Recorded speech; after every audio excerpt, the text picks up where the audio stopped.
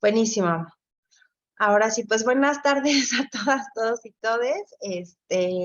Un poco ya estaban por acá conectadas y si no están en el proceso de hacerlo.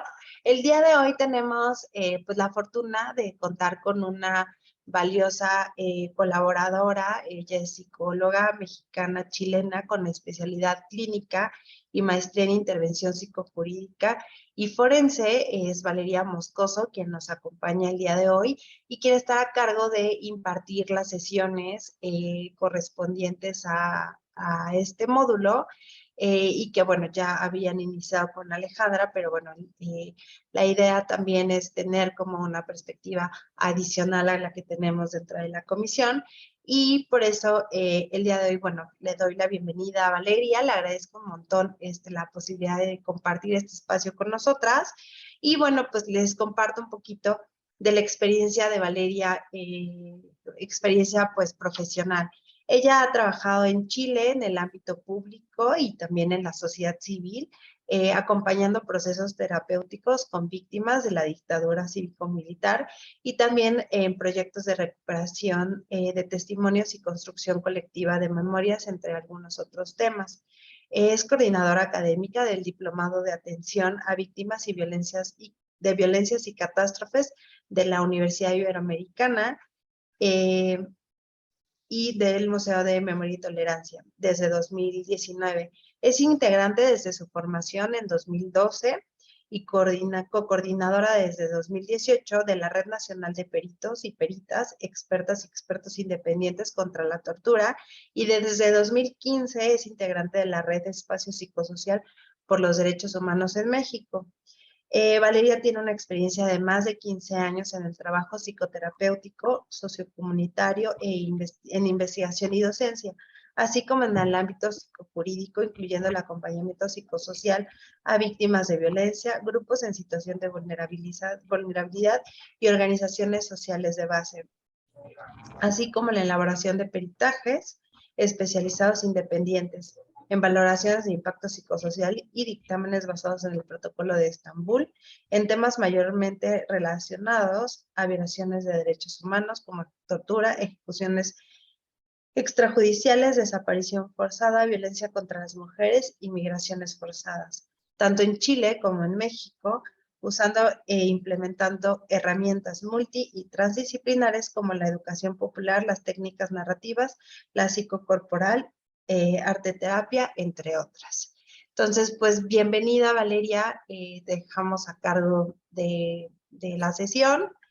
Normalmente terminamos a las 7, entonces pues ya todos tuyos. Ok, pues haré lo posible porque sí ajustemos tiempos. Creo que cada año de experiencia voy aprendiendo más a ajustarme a los tiempos, así que haremos lo posible en esta sesión. Muchas gracias por la invitación y gracias a todas, todos, todes por asistir. Sé que están en este diplomado ya desde algunas sesiones y que les vienen otras. Y que bueno, no es un tema para nada fácil, ¿no? Ni para nada livianito, entonces que estén aquí cada lunes, la verdad es que se agradece y se agradece el compromiso y el interés, sobre todo por la gran necesidad que tenemos en México de personas, de profesionales o de personas, aunque no tengan ningún tipo de licenciatura, que puedan acompañar este tipo de procesos en los casos de desaparición, pero desde un cierto lugar, porque pues acompañar no es acompañar solamente acompañar, sino que requiere una serie de bases, de principios, de ejes que tenemos que ir siguiendo para poder hacer de este acompañamiento un espacio y una labor digna, ¿no? No solo para nosotros, sino sobre todo para quienes acompañamos. Entiendo que con Ale ya trabajaron algunas cosas y bueno, en aras un poco del tiempo, tengo una presentación que quiero compartir con ustedes y les voy a contar algunas cosas, por ahí un videito que quiero compartir, pero hay al menos un par de momentos en la presentación en los que quisiera como también devolver preguntas hacia ustedes, ¿no? Entonces, en estos dos momentos les voy a pedir que me puedan contestar a través del chat, ¿no? Y ya al final, me gustaría como ya abrir para ver si hay como algunas participaciones y también poder escuchar sus voces y sus comentarios o preguntas que me gustaría que fuera muchísimo más, pero bueno, pues es que si no en 2 horas no alcanzamos a hacer, pero nadita, ¿no? Entonces, quisiera partir con, pues, las primeras preguntas. Voy a compartir mi pantalla. ¿Dónde está esto? Compartir pantalla. Quisiera partir con algunas preguntitas porque sé que ya vieron con Alejandra algunas cosas, ¿no? Entonces, las primeras que quisiera hacer es para repasar un poquito, ¿no? De lo que platicaron con Ale o de lo que han visto o de lo que ustedes conocen desde otros espacios, ¿no? Porque seguramente muchas ya han estado realizando acompañamientos o trabajando en distintos espacios y entonces por ahí ya les ha sonado esto de lo psicosocial o del acompañamiento, ¿no? Entonces, quisiera abrir en el chat, ¿no? Preguntarles en el chat que pudieran contarme para ustedes, ¿de qué se trata esto de lo psicosocial? ¿Qué es psicosocial? ¿Con qué se come? ¿De qué hablamos cuando hablamos de lo psicosocial? ¿Cuáles son los principios de trabajo de lo psicosocial y del acompañamiento? ¿Qué saben del acompañamiento? ¿Qué es? ¿No? ¿Quién participa? ¿Cuándo? ¿Qué características tienen? No necesitamos así como una gran, tremenda disertación, pero por ahí les invito, les pido que en el chat, si pueden, si tienen abierto el chat, ¿verdad? Todo eso, perfecto. Que si pueden compartir un poquito a través del chat, no todas las preguntas o si quieren todas o una, pero me gustaría saber primero en qué lugar estamos como grupo, ¿no? ¿Qué es esto de lo psicosocial? ¿Qué principios tiene lo psicosocial? ¿De qué se trata el tema del acompañamiento? Compartamos un poco en el chat. Vamos. Quienes quieran, quienes puedan, por favor, ahí vayan sumando, poniendo. Bueno, poniendo porque todavía nadie pone, pero ponga alguien. ¿De qué se trata esto de lo psicosocial? ¿Qué entendieron con Ale qué es esto de lo psicosocial? O cómo lo han entendido en otros espacios, cómo es que lo conocen, qué es acompañar procesos. Vamos poniendo en la pantalla, en el chat. No veo a nadie que ponga. ¿Qué pasó? Ahí va. Ándele, muchas gracias. Mire, es que a lo mejor a mí me estaba llegando tarde. La perspectiva con la que se aborda el acompañamiento, considerando impactos psicológicos derivados de la desaparición con el contexto social. Ok, hablamos de impactos, ¿no? Aquí hablamos de impactos psicológicos y el contexto. Muchas gracias, compañera. ¿Sí fue? Sí, compañera Amanda. La identificación de los impactos por violaciones a derechos humanos en diversos ámbitos, ¿no? Enviada a las personas, muchísimas gracias también ahí, Alejandro. Cristel nos comparte que deriva de la conducta humana en su aspecto social o relacionado con ello, la conducta, entonces, y aspectos sociales, ¿no? ¿Quién más? Muy bien, ahí también ahí. Nos suma un poco del tema del enfoque psicosocial, la relación entre individuos con sociedad o con el contexto en el que se encuentran, ¿no? Entonces estamos hablando de vinculaciones individual-social. Vamos por ahí coincidiendo en varios puntos, en varios elementos. Muchas gracias. Tenemos a Arlet que nos comparte que lo psicosocial se entiende como vamos cerrando ahí. Lo psicosocial se entiende como contextos por medio de los que debemos abordar la situación particular de cada víctima, ¿no? Entonces hablamos de contextos, de un trabajo situado, ¿verdad? Muchas gracias, Arlet. Alejandro, participar activamente en el acompañamiento desde una visión integral, integralidad, ¿no? Considerando el contexto social, pero también lo jurídico, ¿no? Tenemos también aquí, nos comparte Aline, el acompañamiento es cuando hay una perspectiva holística desde lo psicológico, derivado de su relación en la sociedad, favoreciendo, buscando favorecer la disminución de daños. Ok, disminuir también. Muchísimas gracias. Voy a leer los que quedan y vamos avanzando. Fortalecer capacidades de las personas para transformarse frente a sus realidades. Entonces hablamos de disminuir y de también fortalecer. Muchas gracias. Herramienta que permite entender emociones, comportamientos, personas, colectivos dentro del contexto político y cultural y social. Caminar junto a las personas, brindarles apoyo en temas que pudieran desconocer o que requieran ayuda, escucharlos, apoyarlos en sus procesos, explicarles plazos, causas, consecuencias. Es constante e inicia cuando la persona lo requiere o se desencadena en un proceso emocional fuerte. Muchas gracias. Procesos articulados de servicio que favorecen la mitigación que sufren las víctimas indirectas, su comunidad, se trastoca el proyecto de vida, muchas gracias, el entorno, y desde un enfoque integral, brindando calidez, transparencia y diligencia. Pues muchas gracias. Si siguen abonando, pues adelante, perfecto, porque eso nos va permitiendo construir nuestra mirada, nuestra definición particular de este grupo de lo psicosocial, del acompañamiento hasta ahora, cómo lo vamos entendiendo. Y por ahí, pues si en una de esas, terminando este diplomado más adelante, eso puede irse también transformando. Pero en lo que llevamos hasta el momento, lo que han compartido, pues vamos rescatando varios conceptos que son importantes y que me parece que van dando en el clavo, ¿no? Hablamos de impactos. Ustedes hablan de impactos y de impactos en distintos niveles, ¿no? No solo para la persona, sino también para el entorno y la comunidad, la familia, etcétera. Y no solamente para la persona en términos psicológicos. Y ahí es bien importante que no hablamos solamente en términos psicológicos, sino que hablamos en muchos otros ámbitos, ¿no? Que tienen que ver con lo físico, lo psicológico, pero también lo social, pero también lo jurídico, pero también lo espiritual, pero también lo simbólico, ¿no?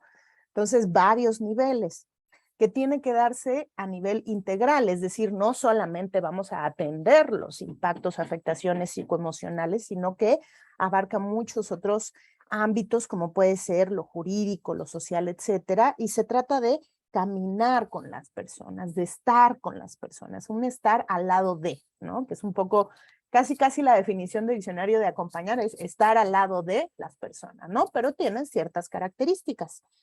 Y que se trata no solamente de estar para escuchar, contener, ¿no? Y de repente abordar los impactos emocionales negativos, dolorosos, sino también para abonar a la disminución de esas afectaciones, pero también para fortalecer lo que se llaman los recursos de afrontamiento, ¿no? Entonces, vamos por ahí y creo que el grupo va bastante bien respecto a cuál es la idea o la comprensión que tenemos de lo psicosocial y del acompañamiento. Y aquí solo voy a pasar rapidísimo, así es un mínimo repaso de esto, ¿no? Que entendemos como lo psicosocial. Y una cosa primero que les quiero compartir es que hoy en día no contamos con una definición única e inamovible y acabada de lo que es lo psicosocial como enfoque. Pero sí entendemos diferenciaciones en distintos niveles y además entendemos cosas eje que no pueden moverse o cambiar desde el enfoque psicosocial, más allá de que se pueda seguir alimentando.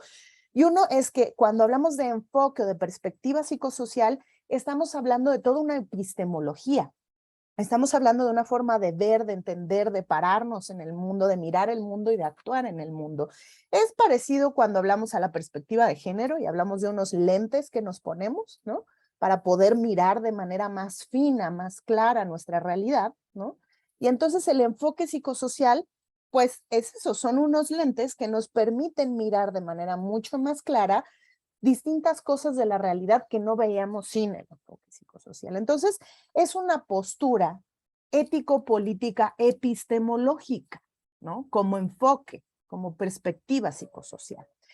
Y que aterriza en la comprensión de que debemos tener miradas integrales que reconocen las relaciones dialécticas que se dan entre lo biológico y lo psíquico en un individuo, ¿no?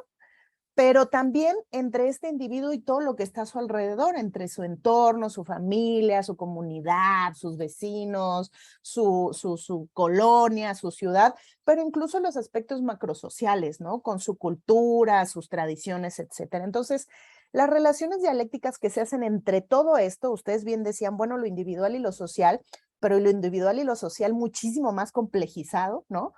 Entre todo esto se dan relaciones y esas relaciones son dialécticas porque nos vamos co-construyendo, influyendo mutuamente. Y son estas relaciones lo que se entiende como la mirada integral de lo psicosocial, ¿no?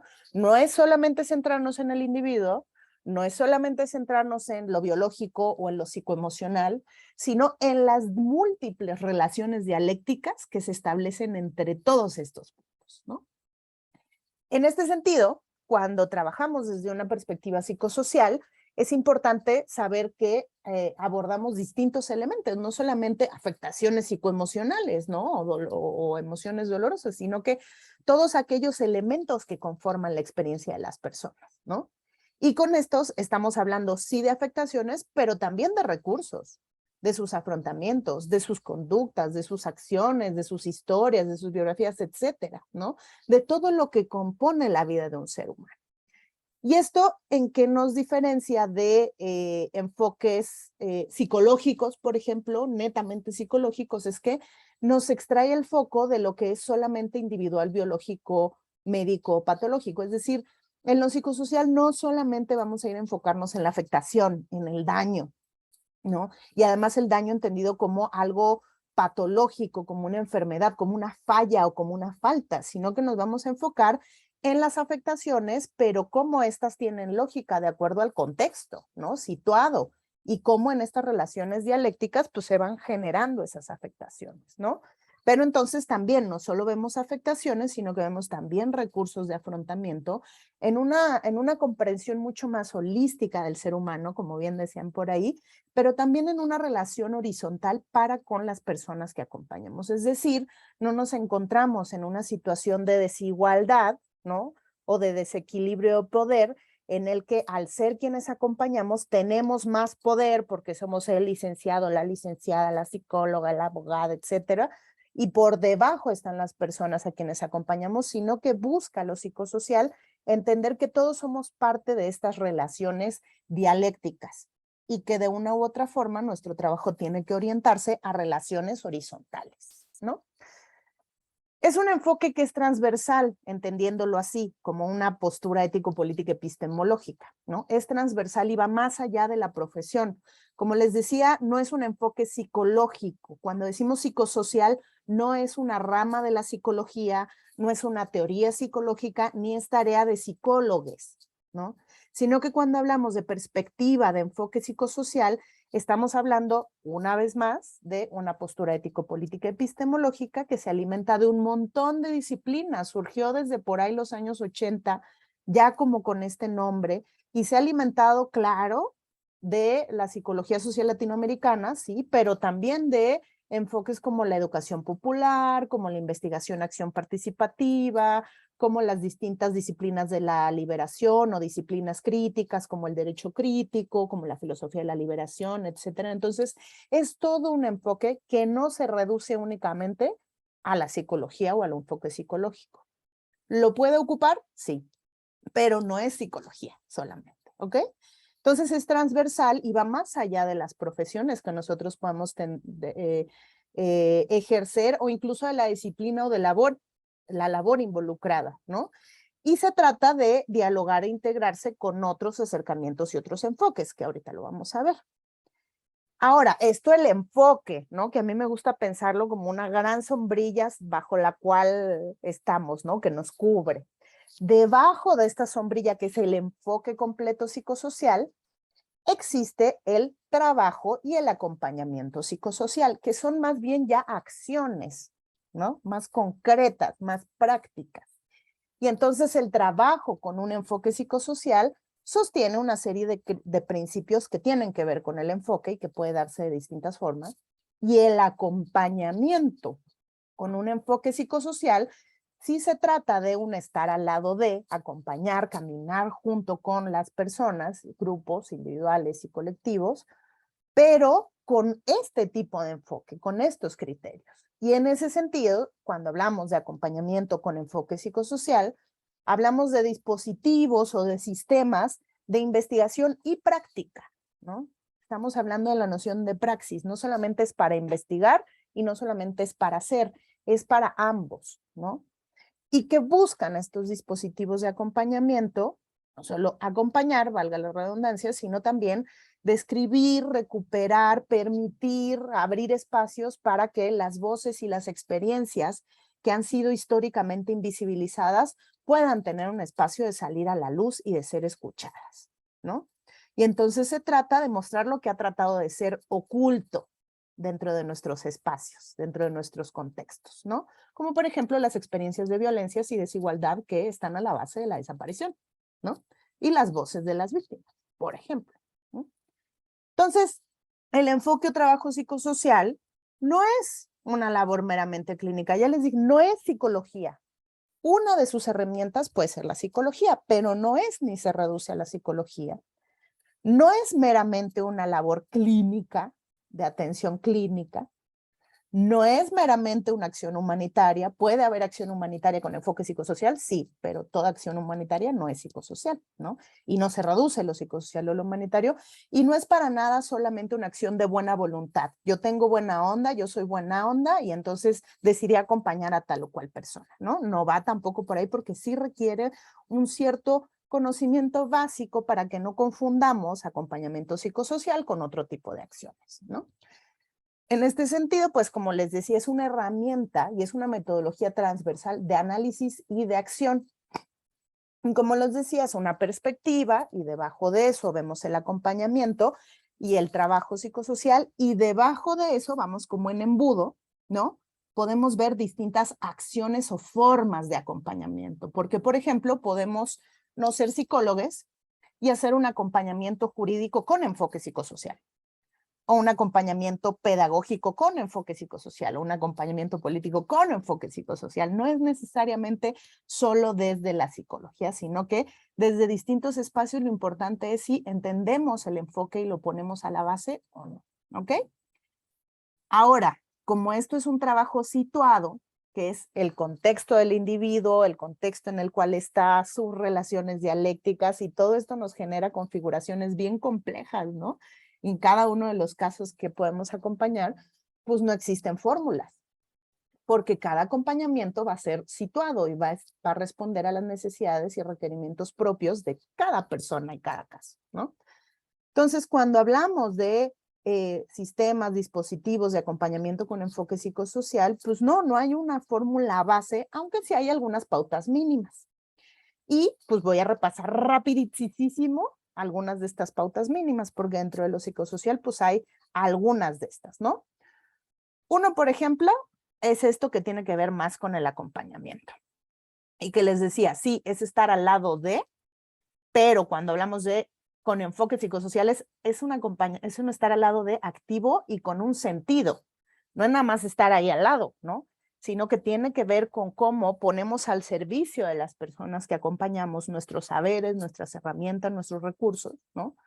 Para poder permitir que en esta relación mutua se generen procesos de transformación de los espacios cotidianos, para que esto aporte a la transformación de la realidad social. Y en este sentido, a lo mejor algo que no puse en las diapositivas anteriores, el enfoque psicosocial, ¿no? Surge en América Latina y surge a partir de los distintos movimientos sociales y de las miradas críticas de distintas disciplinas de los años 70, 80, ¿no? Desde la crisis disciplinar de los 60, de muchas disciplinas, y hasta todos los movimientos sociales de los 70, 80, 90, ¿no? Y en ese sentido es un enfoque militante y es un enfoque, como les decía, ético, político, epistemológico. Tiene una postura política el enfoque psicosocial. Y su postura política, entre muchas otras cosas que ahorita no nos da tiempo de repasar, pero que pueden leerlas en varios materiales, es que dentro de esta postura política la apuesta es por la transformación social y la emancipación de los pueblos. El enfoque psicosocial apuesta por la transformación social y la emancipación de los pueblos. Es un enfoque eminentemente libertario y es un enfoque eminentemente político-militante. Eso no quiere decir que ideologizamos a la banda ni que la adoctrinamos, pero cuando queremos hablar de un trabajo con enfoque psicosocial, tenemos que tener claro que a nuestra base tienen que haber acciones que se orienten a la transformación y a la emancipación de los pueblos. Ahora, yo, Valeria, sola, pues no voy a lograr la emancipación de los pueblos, ¿verdad? Porque está un poco cañón esa tarea gigante y titánica para una sola personita. Pero precisamente por eso, cuando hablamos de acompañar con enfoque psicosocial, nos referimos a de qué manera podemos generar espacios de acompañamiento que le permitan a las propias personas transformar desde pequeños puntos, como decía Galeano, ¿no? Pequeñas personas en pequeños lugares haciendo pequeñas acciones sí pueden cambiar el mundo, ¿no? Y entonces, como dentro de estos acompañamientos, efectivamente podemos apoyar a que las personas puedan hacer pequeñas transformaciones en sus espacios cotidianos y que estas transformaciones abonen al mismo tiempo a la transformación social, ¿no? Entonces, eso sí es bien importante de un acompañamiento con enfoque psicosocial. Como les decía, además apuesta por relaciones más bien simétricas y horizontales, que además sean comprometidas, que apoyen y que sostengan, ¿no? Que abran espacios para poder reconocer la historia de las personas, que generalmente además son personas a las cuales se les han cerrado múltiples puertas y que en múltiples espacios ni siquiera se les ha creído, ¿no? Entonces, para reconocer y validar la historia, legitimar la historia de las personas, para hablar también de los sentires y para permitir comprender, reconocer y afrontar, ¿no? Los impactos, las afectaciones, pero también mirar y reconocer los recursos de afrontamiento, ¿no? Para tomar decisiones que puedan ser conscientes y que además podamos facilitar información y contactos que le permitan a la banda, ¿no? Como ir estableciendo sus propios caminos. En ese sentido, acompañar no es que nosotros estamos al lado de y tomamos decisiones a nombre de, sino que facilitamos todas las herramientas a nuestro alcance para que sean las propias personas informadas y de manera consciente y acompañadas que tomen sus propias decisiones y cambios, ¿no? Hay 3 ejes base en el acompañamiento con enfoque psicosocial. Y esto lo podemos hacer en una sesión, en un taller, en 5 talleres, en un proceso de 10 años, como quieran, en banqueta, en reclusorios, como quieran. Pero 3 ejes que es importante que abordemos de manera junta, ¿no? Articulada. Y es 1, analizar y entender los contextos. Ustedes mismos lo han dicho, no podemos hacer esto sin entender en qué contexto estamos, cuáles son las vinculaciones, ¿no? Hacer un trabajo situado. Y esto junto con las personas que acompañamos, ¿no? Analizar y entender los contextos políticos, históricos, estructurales, de seguridad, todo. ¿Por qué pasó lo que pasó? ¿No? ¿Por qué está pasando lo que está pasando? ¿No? Se avanza muchísimo entender eso cuando partimos también con el analizar y entender los contextos en donde está pasando y los actores que están participando. Primer eje. Segundo eje es reconocer e integrar los impactos psicosociales. Y con esto, perdón, me refiero más bien a las afectaciones, ¿no? Porque impactos se compone de 2, de las afectaciones y de los afrontamientos a esas afectaciones, ¿no? Entonces, reconocer e integrar las afectaciones psicosociales, ¿no? ¿Cuáles son? Sí, ustedes lo decían, ¿no? Los daños o las afectaciones psicológicas, psicoemocionales. Pero cuando hablamos de lo psicosocial, hablamos también de lo psíquico, de lo físico. Y hablamos también de las afectaciones relacionales y de las sociales y de las económicas y de las espirituales y de las laborales y de las administrativas y de las políticas y etcétera, etcétera. ¿Qué es todo lo que se afecta en una persona o en una familia cuando ocurren situaciones de violencia, por ejemplo, ¿no? Y tercer eje, ahí sí, la segunda parte de los impactos, visibilizar y fortalecer los recursos de afrontamiento. Ustedes bien decían, no se trata solo de disminuir el daño o la afectación, sino de reforzar, apoyar a que los recursos de afrontamiento, ¿no? Puedan no solamente mirarse, reconocerse, sino fortalecerse, ¿no? Y ahí también, en distintos sentidos, psicoemocionales, pero físicos, pero sociales, pero económicos, pero espirituales, pero etcétera, individuales y colectivos presentes y potenciales hacia el futuro. Entonces ahí tenemos bases del acompañamiento y tenemos 3 ejes del acompañamiento que es importante que abordemos de manera articulada cuando acompañemos, ¿no? Pero además hay elementos o ámbitos que es importante trabajar o abordar cuando estamos en un acompañamiento con enfoque psicosocial. Y es, primero, como estamos hablando de un enfoque o de una perspectiva que les digo que es eminentemente política, ¿no? También, y militante, y que tiene todo una historia política detrás, entendemos a las personas no solamente como individuos, sino como sujetas sociales y políticas. Todos y todas somos sujetos sociales y políticos. Y las personas a quienes acompañamos también, ¿no? Es porque, pues, formamos parte de estas configuraciones, contextos y vinculaciones dialécticas sociopolíticas, ¿no? Formamos parte de todos estos espacios y relaciones de poder en las que se reparte el mundo, ¿no? Y entonces, pues esto, primero entendemos a la persona como sujetos sociopolíticos, pero además de abordar 3 ejes, entendemos a los sujetos como sujetos sociopolíticos y buscamos abordar los distintos ámbitos en los que las personas se mueven o que se ven impactados cuando hay violencias. Porque, por ejemplo, por una parte sí, creo que estamos de acuerdo con que los aspectos biopsicoemocionales se ven afectados y a lo mejor hasta ahí se ha quedado a veces el acompañamiento. ¿Cómo acompañamos lo psicoemocional? ¿Cómo acompañamos los impactos en la salud? ¿No? Pero luego, y es que esa solo es una patita de lo psicosocial, de los ámbitos de lo psicosocial, ¿no? También es importante ver cómo se afectan las dinámicas y relaciones y cómo en nuestro acompañamiento podemos abonar en eso, ¿no? Y también cómo eso afecta, y por ahí alguien lo decía, los proyectos de vida, tanto de las personas como de las familias, proyectos de vida que muchas veces también son proyectos políticos, ¿no? Proyectos organizativos cuando hablamos de colectivos. Y por otra parte, ¿qué pasa también con la seguridad y protección de las personas? Porque cuando las personas están en un proceso de acompañamiento es porque seguramente están o en algo jurídico, político, organizativo, etcétera, y eso también implica riesgos a la seguridad. Y entonces también esto es otro ámbito importante a abordar cuando estamos trabajando en acompañamiento psicosocial. Y todo esto, pues en los niveles, ¿no? Individual, pero familiar, pero comunitario, pero social, ¿no?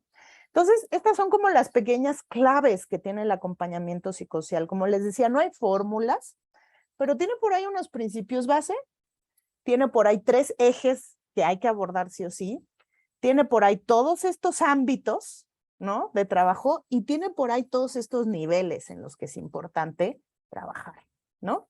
Y entonces, sobre eso ya es que se va haciendo el caso a caso. Y hay algunos principios del acompañamiento desde una perspectiva psicosocial, pero estos no me quiero detener porque pues lo van a tener en la presentación y que efectivamente, como decían algunas compañeras, pues sí, se van incluyendo en los principios, ¿no? De lo psicosocial, como por ejemplo, que lo psicosocial se enfoca en la dignidad, pero no solamente en la dignidad desde las propias violencias vividas, sino también nuestra forma de acompañar o de atender personas, tiene que haber también dignidad a la base, ¿no? Que tiene que haber transparencia y claridad en nuestro trabajo, que hay vínculos comprometidos importantes que hay que desarrollar, que es un trabajo que apuesta a no instrumentalizar ni a las personas ni sus historias, que promueve la integralidad, que es un trabajo situado, ¿no?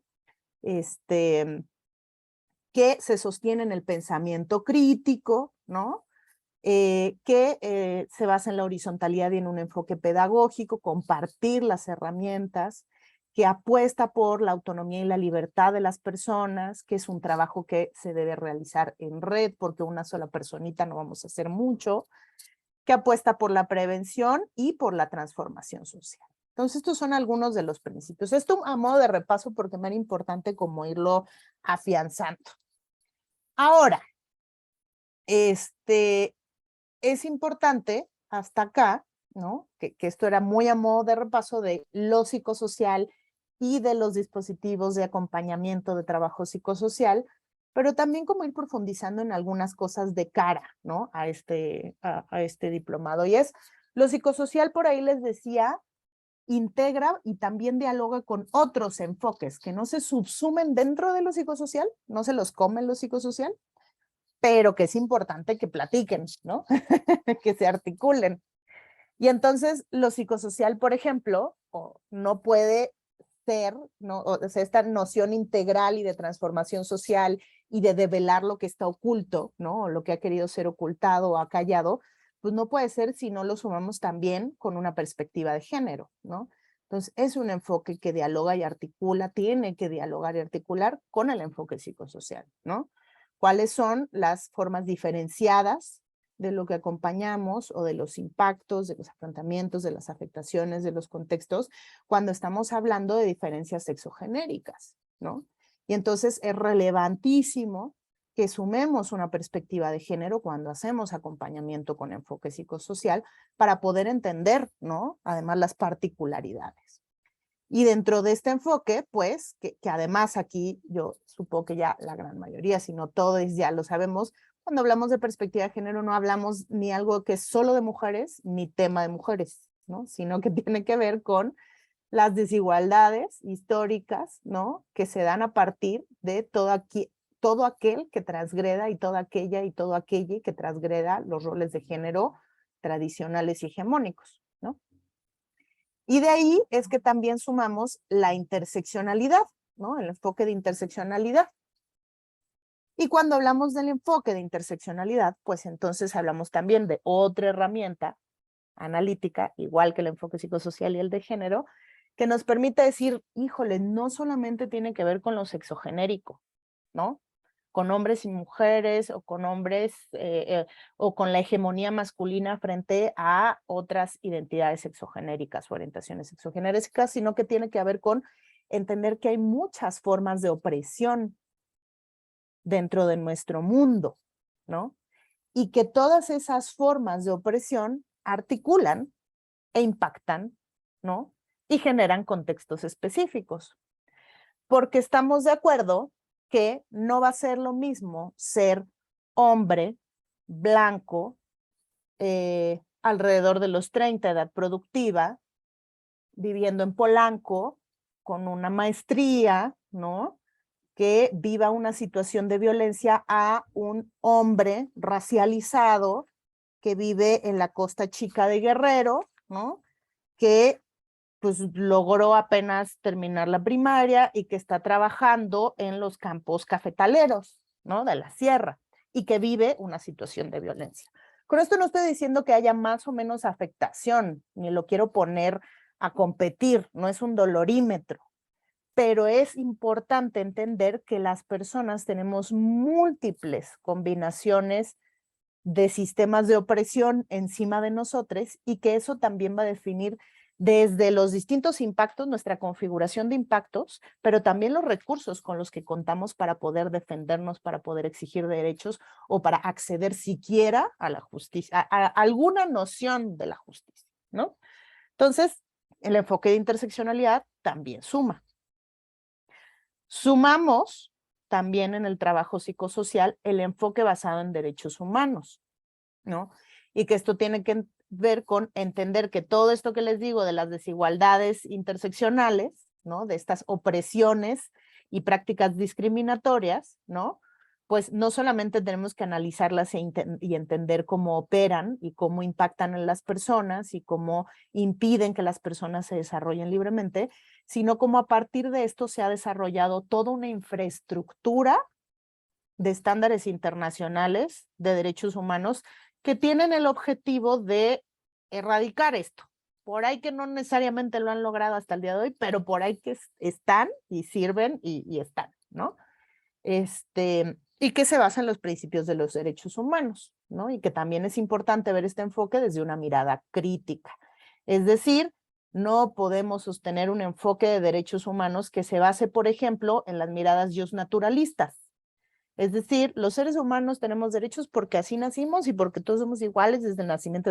No estoy diciendo que esa sea una idea errónea, pero lo que digo es que los derechos humanos no se pueden descontextualizar también, porque no nacimos efectivamente como humanidad con derechos, sino que los hemos ido exigiendo y los hemos ido peleando y luchando históricamente. Así que son más bien también producto de las luchas y movimientos sociales y no de alguien que un día amaneció y dijo, ah, sí, los derechos humanos son de todos, ¿no? No. Ha sido también producto de luchas sociales y es importante reconocerlo, ¿no? Y finalmente, los enfoques de interculturalidad crítica en movimientos decoloniales, ¿no? Jalando de nuevo el enfoque interseccional. No es lo mismo ser una una persona que vive en el centro de Monterrey o en la zona sur de la Ciudad de México que una persona que vive en San Juan Chamula, en Chiapas, ¿no? No es lo mismo, no tiene el mismo nivel de acceso, no tiene el mismo nivel de conocimiento, no tiene el mismo nivel de recursos. Y con esto no estoy diciendo que es bueno o malo o que eso genera más o menos impactos. Más bien digo que esto va a marcar diferencias en cómo se configuran los impactos, pero también en cómo atendemos y acompañamos a las personas. Y a veces si no lo tenemos en cuenta, podemos caer en errores, ¿no? Como dar consejos no situados o descontextualizados a personas que no tienen la misma vida que a lo mejor yo tengo como acompañante, ¿no? Entonces, bien importante también sumar las miradas decoloniales. Entonces, ahí sumamos, además, decíamos, principios, ejes, ámbitos y niveles dentro del acompañamiento psicosocial, pero también enfoques que se integran con lo psicosocial y además dialogan con lo psicosocial, porque existen por fuera de lo psicosocial, ¿no? Entonces, esto es bien importante ponerlo a la base. Ah, bueno, perdón, y me olvidaba, el enfoque de salud pública, ¿no? Porque claro que todas las cosas, violencias, violaciones a derechos humanos, violencia política que vivimos las personas, pues no nos afecta de manera etérea, encima, intangible, ¿no? En nuestras emociones o en las configuraciones sociales en las que vivimos, sino que eso impacta directamente en nuestros cuerpos y en nuestros organismos. Y eso nos genera impactos psíquicos e impactos físicos, se afecta nuestra salud integral. Y en ese sentido, pues cuando trabajamos en acompañamiento, también necesitamos sumar y dialogar con el enfoque de salud pública, pero también desde las miradas críticas que hablan de la salud colectiva o comunitaria y de la medicina social, ¿no? Entonces son distintos enfoques que tienen que sumarse a nuestro trabajo de acompañamiento. Ahora, cosas importantes a tomar en cuenta dentro del acompañamiento también, ¿no? Son los actores, las actoras, los actores que participamos. Y que esto también es algo relevantísimo de tomar en cuenta, ¿no? Entonces, de nuevo, momento de preguntarles, de pedirles que podamos ir contestando en el chat, ¿no? Esta pregunta, ¿no? De, ¿qué es para mí una persona víctima? ¿Cómo veo yo, desde dónde veo yo a una persona víctima? ¿No? Y sobre todo, ¿qué caracteriza a estas personas que son víctimas?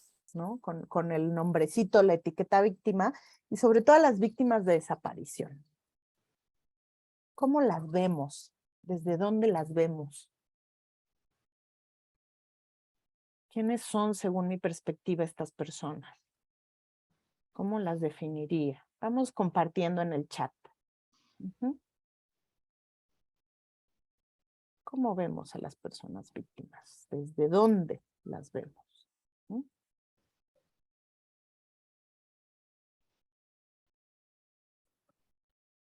¿Qué opinamos? ¿Qué es para mí, qué es para ustedes una persona víctima? ¿Desde dónde la veo? ¿Y qué caracteriza a alguien que es víctima? ¿Cómo defino a una persona víctima?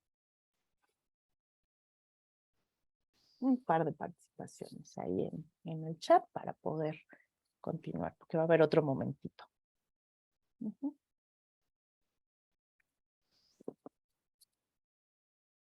¿Quién quisiera ahí sumar?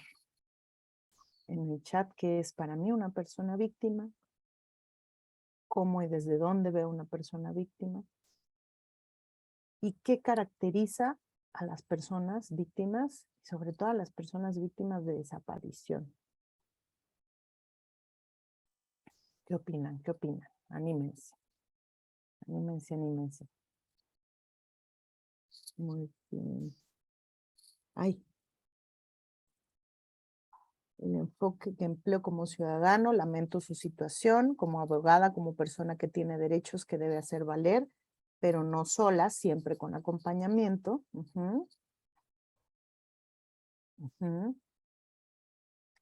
Por desaparición son personas que desaparecen literalmente entre sus seres queridos, su comunidad, cuando agentes estatales las detienen en su casa y después los niegan. ¿Qué más?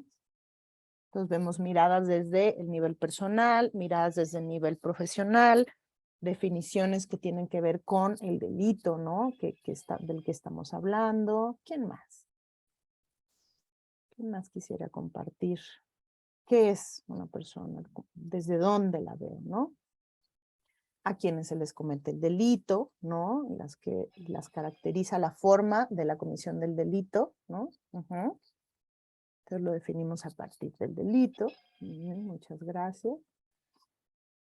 Y vamos por ahí, justo abonando, ¿no? La víctima es quien ha sufrido algún tipo de afectación en su vida, menoscabo de sus derechos, a quien le han violentado derechos, y la ley tiene una serie de clasificaciones, ¿no? Directas e indirectas, tenemos también potenciales y colectivas, ¿no?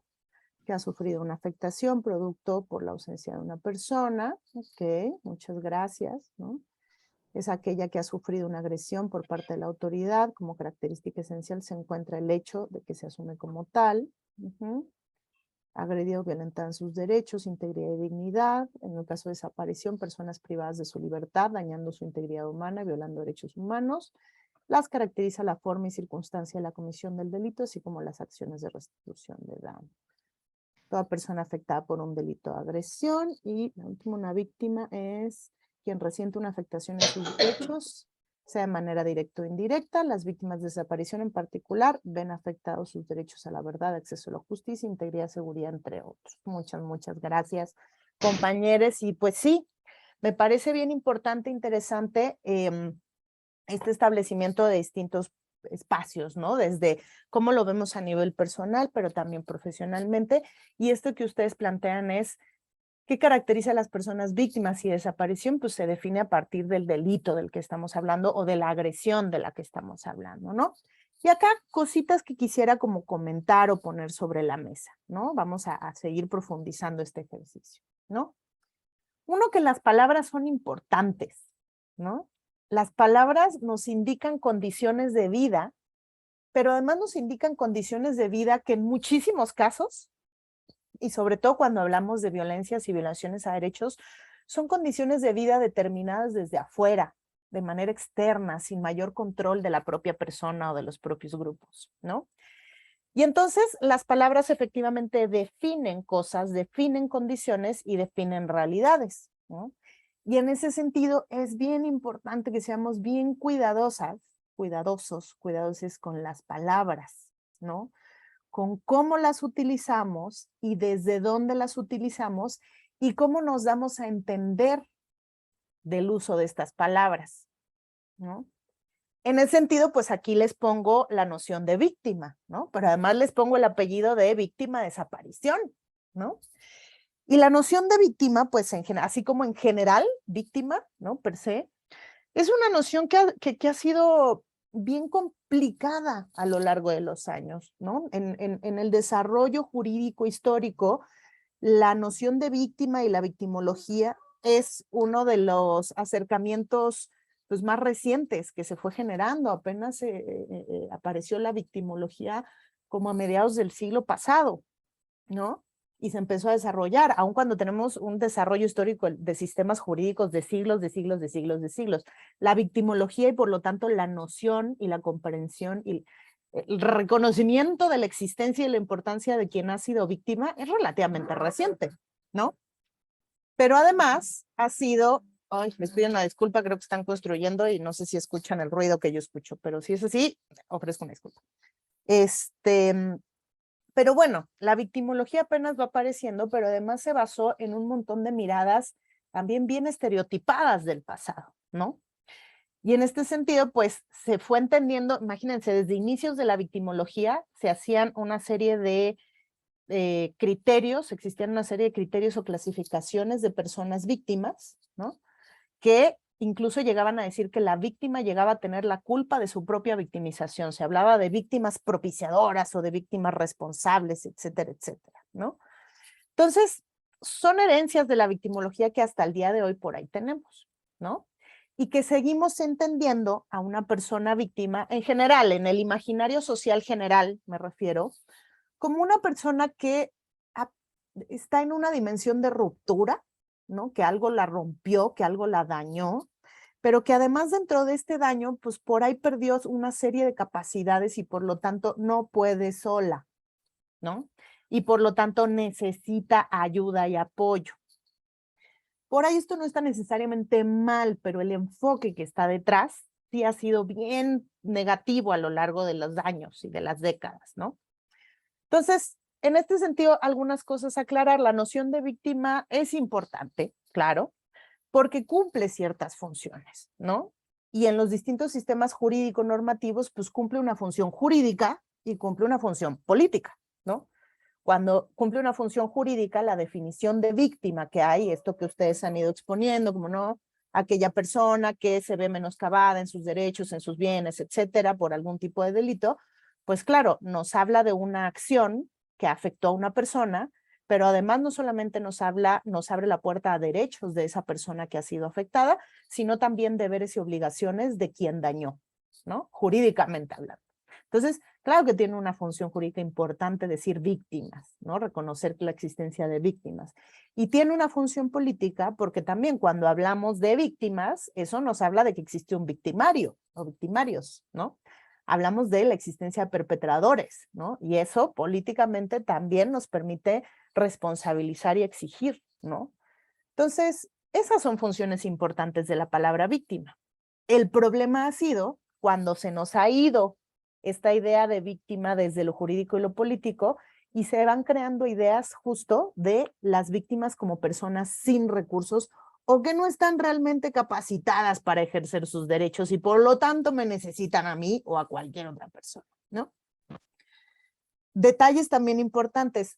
Siempre va a haber una afectación, ¿no? Cuando estamos hablando de violencias y violaciones a derechos humanos, sea cual sea el tipo o el hecho victimizante del que estemos hablando, siempre va a haber una afectación. La que va a ser distinta va a ser la configuración de impactos, dependiendo de estos contextos, esto situado que les he estado hablando, ¿no?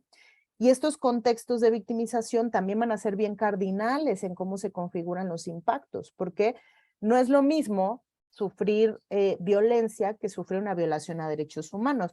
Y de nuevo, y siempre lo repito porque es importante, no estoy diciendo que uno sea más grave que otro, pero en lo jurídico y lo político tiene pesos particulares, porque no es lo mismo un hecho violento que yo viví de una persona particular a un hecho violento que me fue perpetrado por parte de agentes estatales que tienen la obligación de protegerme, ¿no? Entonces, eso marca diferencias importantes en la configuración de impactos, no que sean más o menos, pero sí marca cosas importantes. Entonces, definir, ¿no? También los delitos, las violencias, etcétera, son importantes, así como es importante entender las palabras con las que nos referimos a las personas.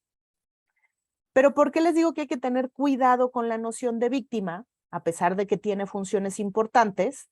Es porque es un adjetivo que no es neutral, como les digo. Fue creado, surgió en contextos en donde se entendía casi que las víctimas eran culpables de su victimización, ¿no? O que no tenían ningún tipo de papel o importancia dentro del sistema jurídico, ¿no? Y donde se ha entendido que las víctimas están rotas y no pueden. Y por lo tanto, la noción de víctima ha recaído en distintos riesgos de asistencialismo y de estigmas, ¿no? Y eso ha tenido un peso no solamente con quienes acompañamos, con las instituciones, ¿no? Sino también con las propias personas que han sido victimizadas, ¿no? Porque muchas veces no queremos asumirnos como víctimas porque pensamos que eso nos va a hacer menos, ¿no? O las personas van a pensar que no podemos hacer las cosas, ¿no? Cuando en realidad eso no nos hace perder ni nuestros recursos, ni nuestras capacidades, ni nuestra humanidad, ni nuestra dignidad, etcétera, ¿no? Entonces, la dimensión de ruptura se ha tendido a confundir con una noción de incapacidad. Y eso es algo que tenemos que cuidar cuando trabajamos acompañando a personas que han sido víctimas. Lo otro también es que tenemos que tener mucho cuidado con las definiciones jurídicas que sí se hacen, porque como bien decían, la legislación mexicana ha establecido criterios para definir víctimas y habla de víctimas directas, indirectas y potenciales y colectivas, pero quedémonos en directas e indirectas. Y esto puede parecernos teóricamente algo muy útil, pero en la realidad además de ser enredado, también puede cargar una serie de estigmas y puede tener impactos simbólicos importantes en quienes son víctimas. Porque yo no me atrevería a decir que una persona que es familiar de alguien que fue desaparecido por autoridades no es víctima. Claro que es víctima. Incluso yo no me atrevería a decir que es víctima indirecta, porque es víctima directa. Más allá de la definición jurídica de la ley de víctimas, decir directo o indirecto puede hablar de una cierta distancia o niveles de afectación que muchas personas que han sido víctimas sienten como una minimización de su dolor y minimización de su afectación. Por lo tanto, ser tan cerrados y ser tan estrictos y cuadrados en la diferenciación entre víctimas directas e indirectas, y la víctima directa es quien desaparece y la indirecta son familiares, y por ahí el tío segundo ya ni siquiera entra en esta clasificación, entonces hace que confundamos las funciones jurídicas de esta noción, ¿no? Y que terminemos permitiéndole a las personas entrar o no en el club, lo pongo entre comillas, en el club de la victimización, de quiénes sí son y quiénes no son. Y eso puede generar un montón de problemas, ¿no? Entonces, aguas con cómo usamos las palabras, desde dónde, y de ser muy explícitos y explícitas entre ellas, ¿no? En los procesos de las personas que han sido victimizadas, pues claro, el rol del acompañamiento, entre otras cosas, tiene que ver con trascender, con apoyar a las personas a que trasciendan un rol o una condición pasiva, porque con esto no estoy con decir que las víctimas tienen capacidades, etcétera, etcétera, más allá de la dimensión de ruptura, tampoco tiene que ver con que neguemos la dimensión de ruptura. Y entonces, bueno, pues si usted es grande, usted puede, hágalo, ¿no? No, las violencias duelen, afectan, rompen un montón de cosas, sí, también. Y muchas veces necesitamos replegarnos, ¿no? Necesitamos parar, nos cuesta volver a salir, a movernos, ¿no? Entonces, sí es cierto que existe un cierto momento, periodos pasivos después de una victimización, ¿no?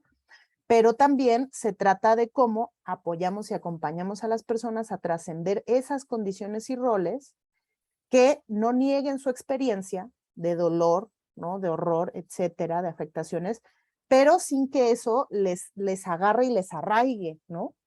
¿No? Entonces, eso va a ser importante dentro del acompañamiento.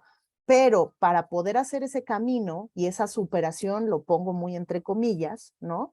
Pues involucra, claro, aspectos internos de la persona, pero sobre todo van a ser aspectos externos, ¿no? Y sobre todo contextuales y situados, sociales, económicos, políticos, jurídicos, ¿no?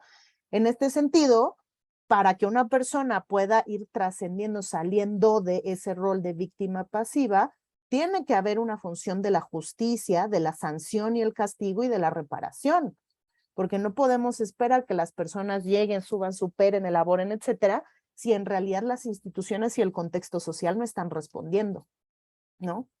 Y será importante problematizar todos estos conceptos con las personas víctimas en el centro. Es decir, no lo que yo creo que es víctima, no lo que dice la ley que es víctima, no lo que yo creo que es justicia o lo que yo creo que es sanción y reparación, sino lo que es para las personas a quienes acompaño.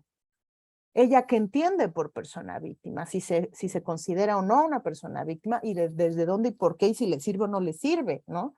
Ya eso, ¿qué importa lo que diga la legislación? En su proceso, para ella, ¿qué es significativo, no?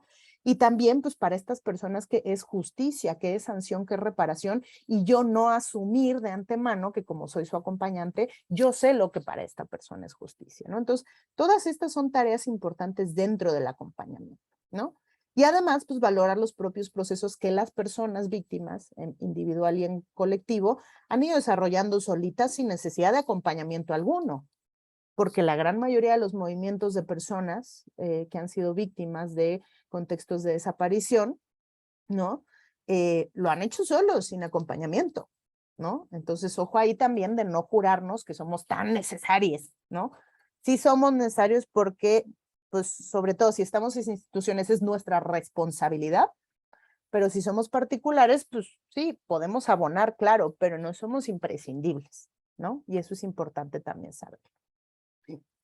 Entonces, hasta aquí, con la noción de víctimas desde afuera, de las personas a quienes acompañamos, pero también quisiera jalarles a esta otra pregunta.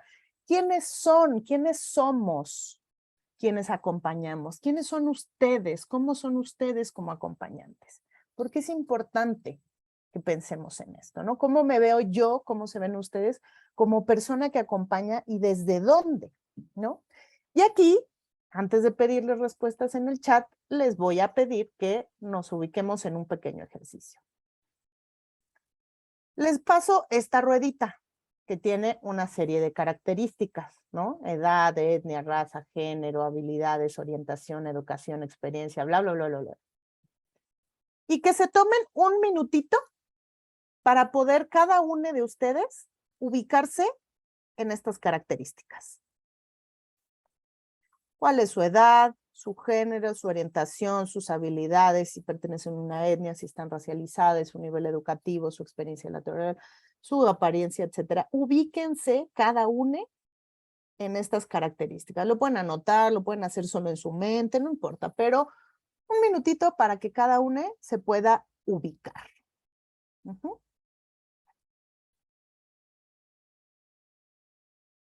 Uh-huh.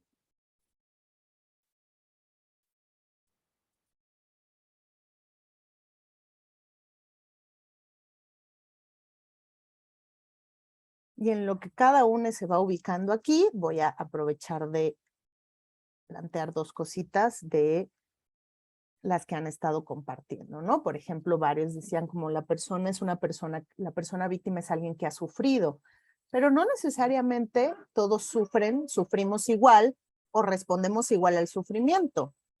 O algunos podemos tener herramientas para afrontar los sufrimientos. Entonces, aguas ahí con que toda víctima tiene que demostrarme un sufrimiento, ¿no? Por los hechos de los cuales es victimizada. No, no toda víctima tiene que demostrarme un sufrimiento, ¿no? Sino que los delitos o hechos que se le producen, ¿no? Pueden mostrarse de otras formas o comprobarse de otras formas y no solo en base al sufrimiento de las personas, ¿no? Por aquí dicen víctima es un ser vivo, humano o no humano, cierto es también que ha sido afectado, ¿no? Cierto. Quienes sufren efectos perniciosos de acciones delictivas, claro, y requieren una reparación, y de nuevo les digo, cuestionemos las nociones de reparación junto con las personas víctimas, porque quién sabe qué es reparación para cada quien, ¿no? Que sufren daño en su integridad, y bueno, entendemos que claro, es integral este daño, ¿no? Además, ¿no? Que no hay una característica única, porque cada persona reacciona de manera distinta, claro, por supuesto, efectivamente, ¿no? Y cuando no se repara ese daño y no se hace nada en respuesta, hay un sentimiento de indignación e incluso hay una revictimización, ¿no?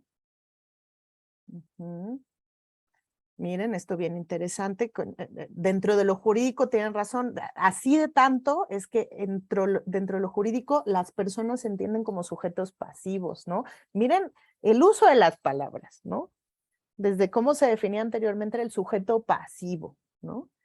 Y entonces, pues como ahí lo jurídico nos lleva a un otro entendimiento que puede ser bien pernicioso.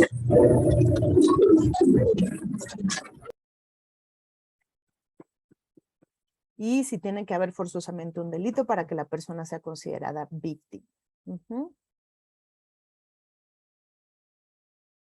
Pues eso es interesante. No, no necesariamente. Hay violencias que no han sido tipificadas como delito y de todas maneras generan victimización, ¿no?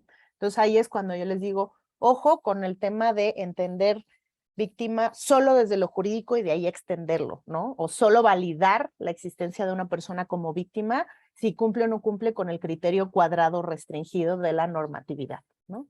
Entonces, bueno, ya, bastantes segunditos para que pudiéramos ubicarnos. Y ahora lo que les voy a pedir es que en el siguiente, con esta caracterización que hicieron de ustedes mismos, puedan ubicarse ahora en este circulito, ¿no? Dependiendo de su edad, su apariencia, su orientación, si son racializadas o no, sus calificaciones, etcétera, ¿dónde se ubicarían ustedes en este círculo? Abajo, más tirado para en medio, más tirado hacia arriba, dependiendo de las distintas características. Y quisiera también que pudieran ubicar dónde estarían En general, porque todas las personas somos distintas, cierto es, pero en general, ¿en dónde se encuentran las personas a quienes nos ha tocado acompañar? Que generalmente han sido víctimas de violencias, delitos y violaciones a derechos humanos, ¿no? ¿Dónde está cada uno? ¿Dónde nos ubicamos? ¿No?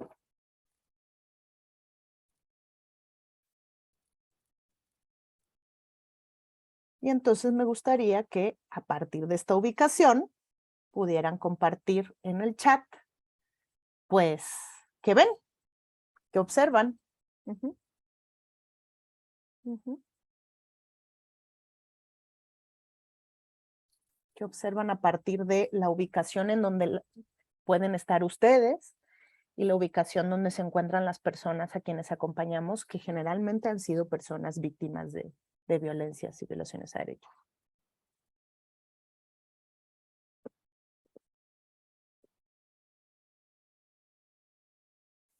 ¿Qué miran dentro de esto? ¿Algo les llama la atención? ¿Dónde se ubican? ¿Qué descubrimos cuando nos ubicamos en estos lugares?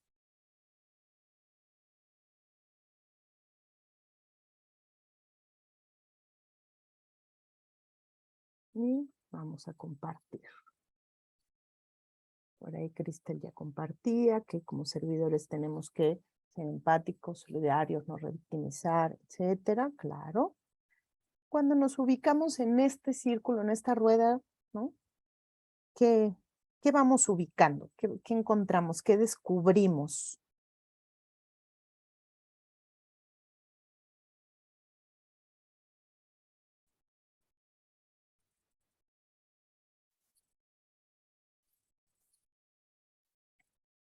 Hay un par de comentarios al menos. Tenemos que ser más humanos. ¿Quién más? ¿A partir de qué encontramos aquí? ¿Qué nos dice esta rueda? Este ejercicio rapidísimo que nos ubica en distintos lugares.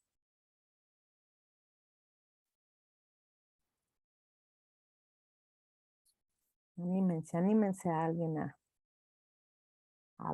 comentar qué le generó este ejercicio.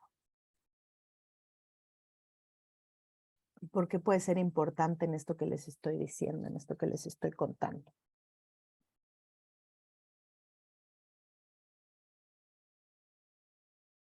Anímense.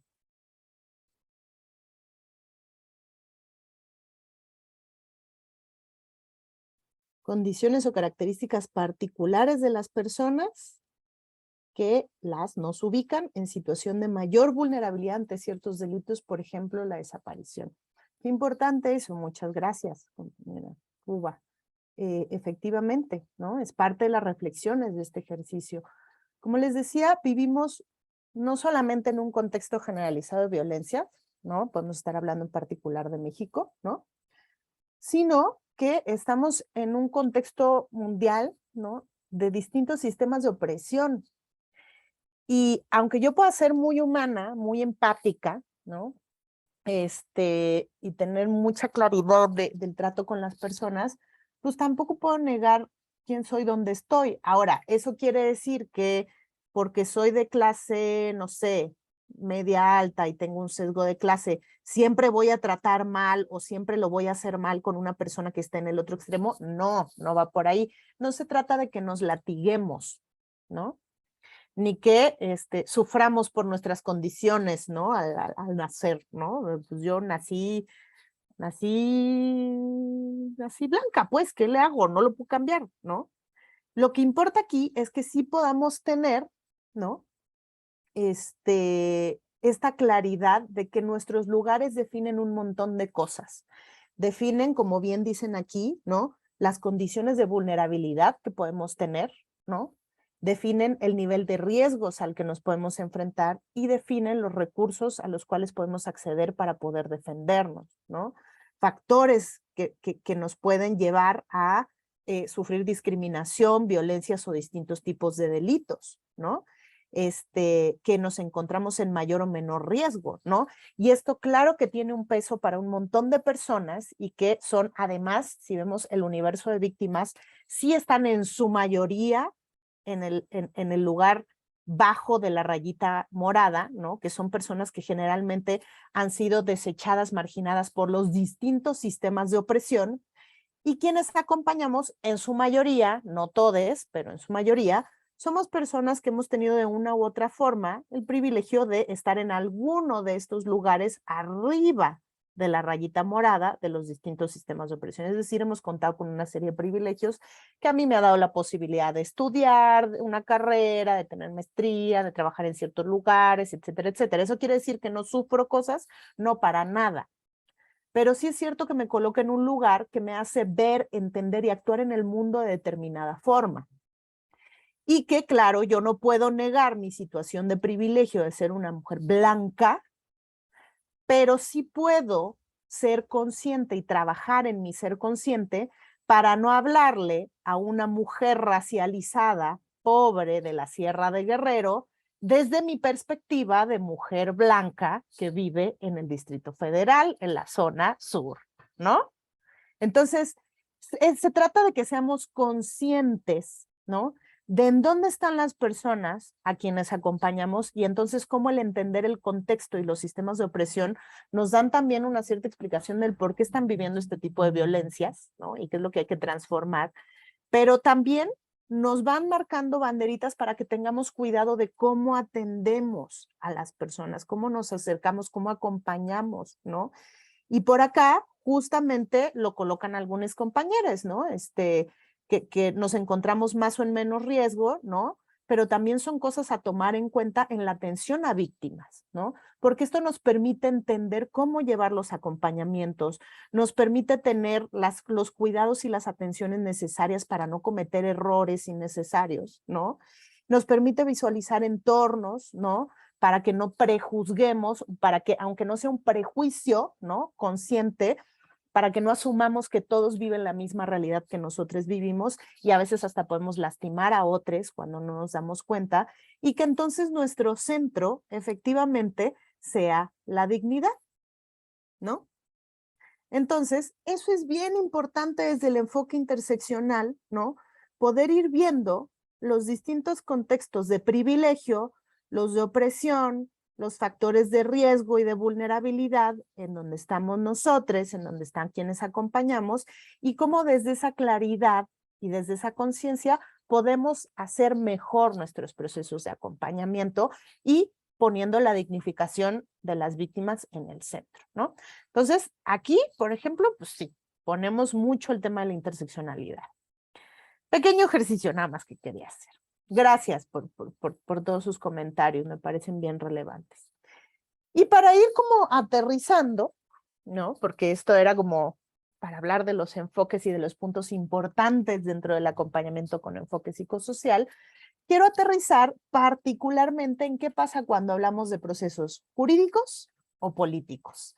Eso que se llaman a las estrategias o el acompañamiento psicojurídico. Porque como les decía, podemos hacer un acompañamiento pedagógico con enfoque psicosocial, jurídico con enfoque psicosocial, terapéutico con enfoque psicosocial, de muchísimas disciplinas y labores. Pero sí hay una particularidad cuando hablamos de procesos específicamente jurídicos o políticos, cuando se trata de judicializar o de hacer incidencia en política pública, ¿no? Y esto se ha llamado, es una noción que acuñaron en Colombia, ¿no? Hace bastantes años ya, que son pues las estrategias psicojurídicas. Entonces hablamos de enfoque psicosocial, debajo de eso el acompañamiento con enfoque psicosocial y dentro de ese acompañamiento un acompañamiento basado en estrategias psicojurídicas en la medida que nos encontramos en procesos jurídicos o políticos, ¿no? Y que es importante cuando hablamos de estrategias psicojurídicas, de nuevo, como les decía que el enfoque psicosocial no es psicología, sino que es una postura ético-política epistemológica, cuando hablamos de estrategias psicojurídicas, no estamos hablando de estrategias en donde se suman abogados y psicólogos y ya, ¿no? Sino que se trata de cómo articulamos de manera real la perspectiva psicosocial en las labores jurídicas y políticas de exigibilidad y ejercicio de derechos. En el sentido, pues si yo no cuento con compañeros psicólogos o pedagogos o trabajadores sociales, yo de todas maneras, si soy abogada, puedo integrar el trabajo y la perspectiva psicosocial en mi labor jurídica y hacer estrategias psicojurídicas, ¿no? Si tomo en cuenta contextos, afectaciones, recursos de afrontamiento, niveles, ejes, etcétera, puedo hacerlo, ¿no? Aunque, bueno, uno de los principios es el trabajo en red, así que mejor hacerlo más gente, pero si no contamos con, sí se puede, ¿no? Esa fuerza que tenga que ser abogada y psicóloga, sino cómo articulamos el enfoque psicosocial en las labores de exigencia y ejercicio de derechos. Ahora, esto sí implica retos adicionales también, ¿no? Cada uno de los tipos de acompañamiento, pero este además nos fuerza a quienes hacemos acompañamiento psicojurídico a conocer los distintos procesos, tanto internacionales como nacionales, y eso implica tener un conocimiento profundo de cuál es el proceso penal acusatorio en México, por ejemplo, ¿no? Cómo funcionan las fiscalías especializadas, los mecanismos adicionales como por ejemplo las comisiones de búsqueda, ¿no?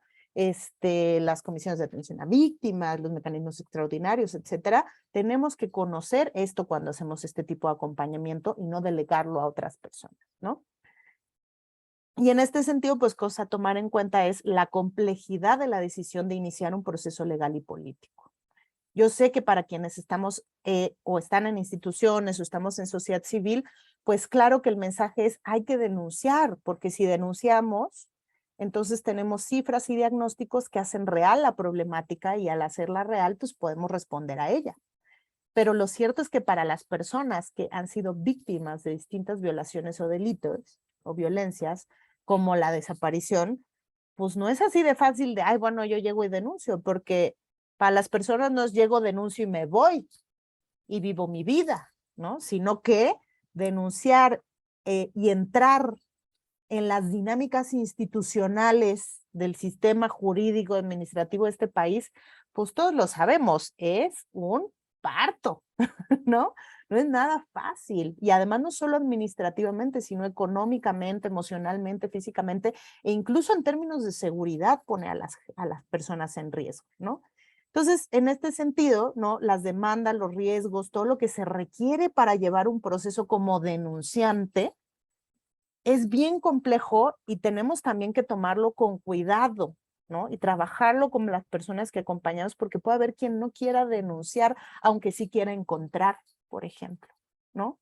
Y ser capaces de entender esos contextos. Y en este sentido, reconocer que existen varios procesos paralelos cuando hablamos de procesos jurídicos o políticos. Por un lado, sí, está el proceso jurídico de incidencia, ¿no? Con todo lo que implica, con sus ritmos, con sus tiempos, con sus tareas, con sus exigencias, etcétera, ¿no? Y todo lo que hay que hacer y cómo se maneja. Pero en paralelo hay un otro proceso, que es el personal o el familiar o el comunitario de las personas que han sido victimizadas. Y eso no lleva los mismos ritmos ni cumple los mismos plazos que el proceso jurídico y de incidencia. No va al mismo tiempo, es como una autopista, ¿no? Es como la México-Cuernavaca, ¿no? Entonces, tenemos carriles de alta velocidad, otros que vamos más lento y otros que manejan a 2 por hora, ¿no? Y cada quien va a su ritmo. Esta es una autopista de varias pistas, ¿no? Y si no fuera poco, no solamente tenemos por un lado lo jurídico de incidencia y por otro lado los procesos personales, individuales y colectivos, sino además aquí hay una tercera pista de los procesos de las personas que acompañamos, que también tenemos nuestros propios procesos, nuestras propias problemáticas, nuestras propias exigencias, nuestras propias presiones, ¿no? Dentro de esta configuración. Por eso les decía, al menos hay 2 actores relevantes a quien estudiar, ¿no?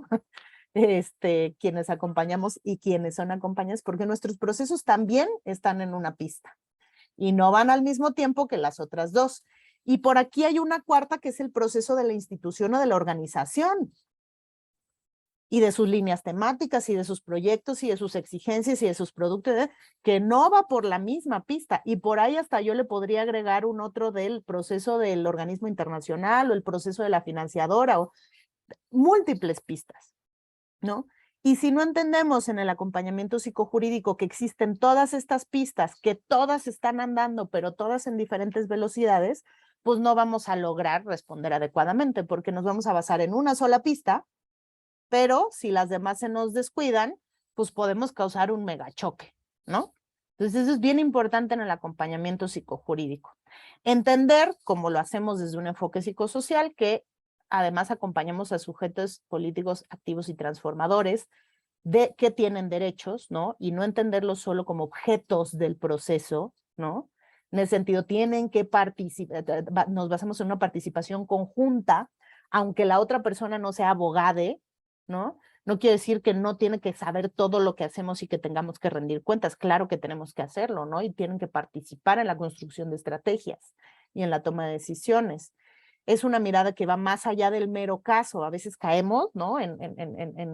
Pues por economía, por practicidad, lo que sea, pero caemos en el fallo de decir, bueno, el caso, ¿no? Y a veces instrumentalizamos y deshumanizamos a las personas, ¿no?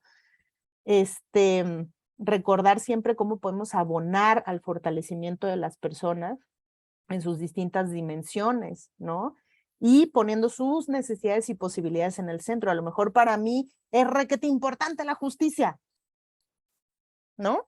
Y es requete importante la sentencia, pero a lo mejor para la persona lo que necesita es tener dinero para que sus hijos no dejen la escuela, ¿no? O es requete importante destinar todo a la búsqueda, ¿no? Entonces, esto es lo que tiene que estar al centro, no mi demanda ni mi necesidad, sino la de las personas a quienes acompañamos. ¿Cómo adaptamos nosotros el diseño de los procesos para disminuir los factores de estrés asociados? Es decir, si ya de por sí las personas están en una situación de estrés, ¿cómo yo le voy a hacer mi proceso de acompañamiento para no aumentarle más estrés? Y cómo estar funcionando a partir de modelos realistas de costes y beneficios, pros y contras de cada decisión, para que sean las personas quienes decidan, ¿no? En qué van los procesos. Cómo vamos construyendo criterios claros de trabajo y de manejo de información, cómo avanzamos en los distintos ritmos de las acciones, cómo manejamos los tiempos y hacemos estrategias de apoyo específicos en momentos específicos, ¿no? Y cómo además atendemos los momentos críticos de un proceso jurídico político, ¿no? Por ejemplo, el acompañamiento tendría que ser constante, pero estamos claras que cuando tenemos que generar relatos de hechos, pues va a ser particularmente crítico, sensible, duro, ¿no? O cuando hay peritajes, ¿no? O cuando viene una respuesta institucional o una sentencia o un acuerdo, una solución, o cuando vamos a reuniones o cuando hay diligencias o cuando hay búsquedas, ¿no? Entonces, podemos identificar momentos críticos específicos en los que tenemos que reforzar el acompañamiento psicojurídico. En lo psicojurídico también es otro, además de los actores, ¿no? O retomando los actores, este análisis es, tenemos que analizar las condiciones de quienes acompañamos, ¿no?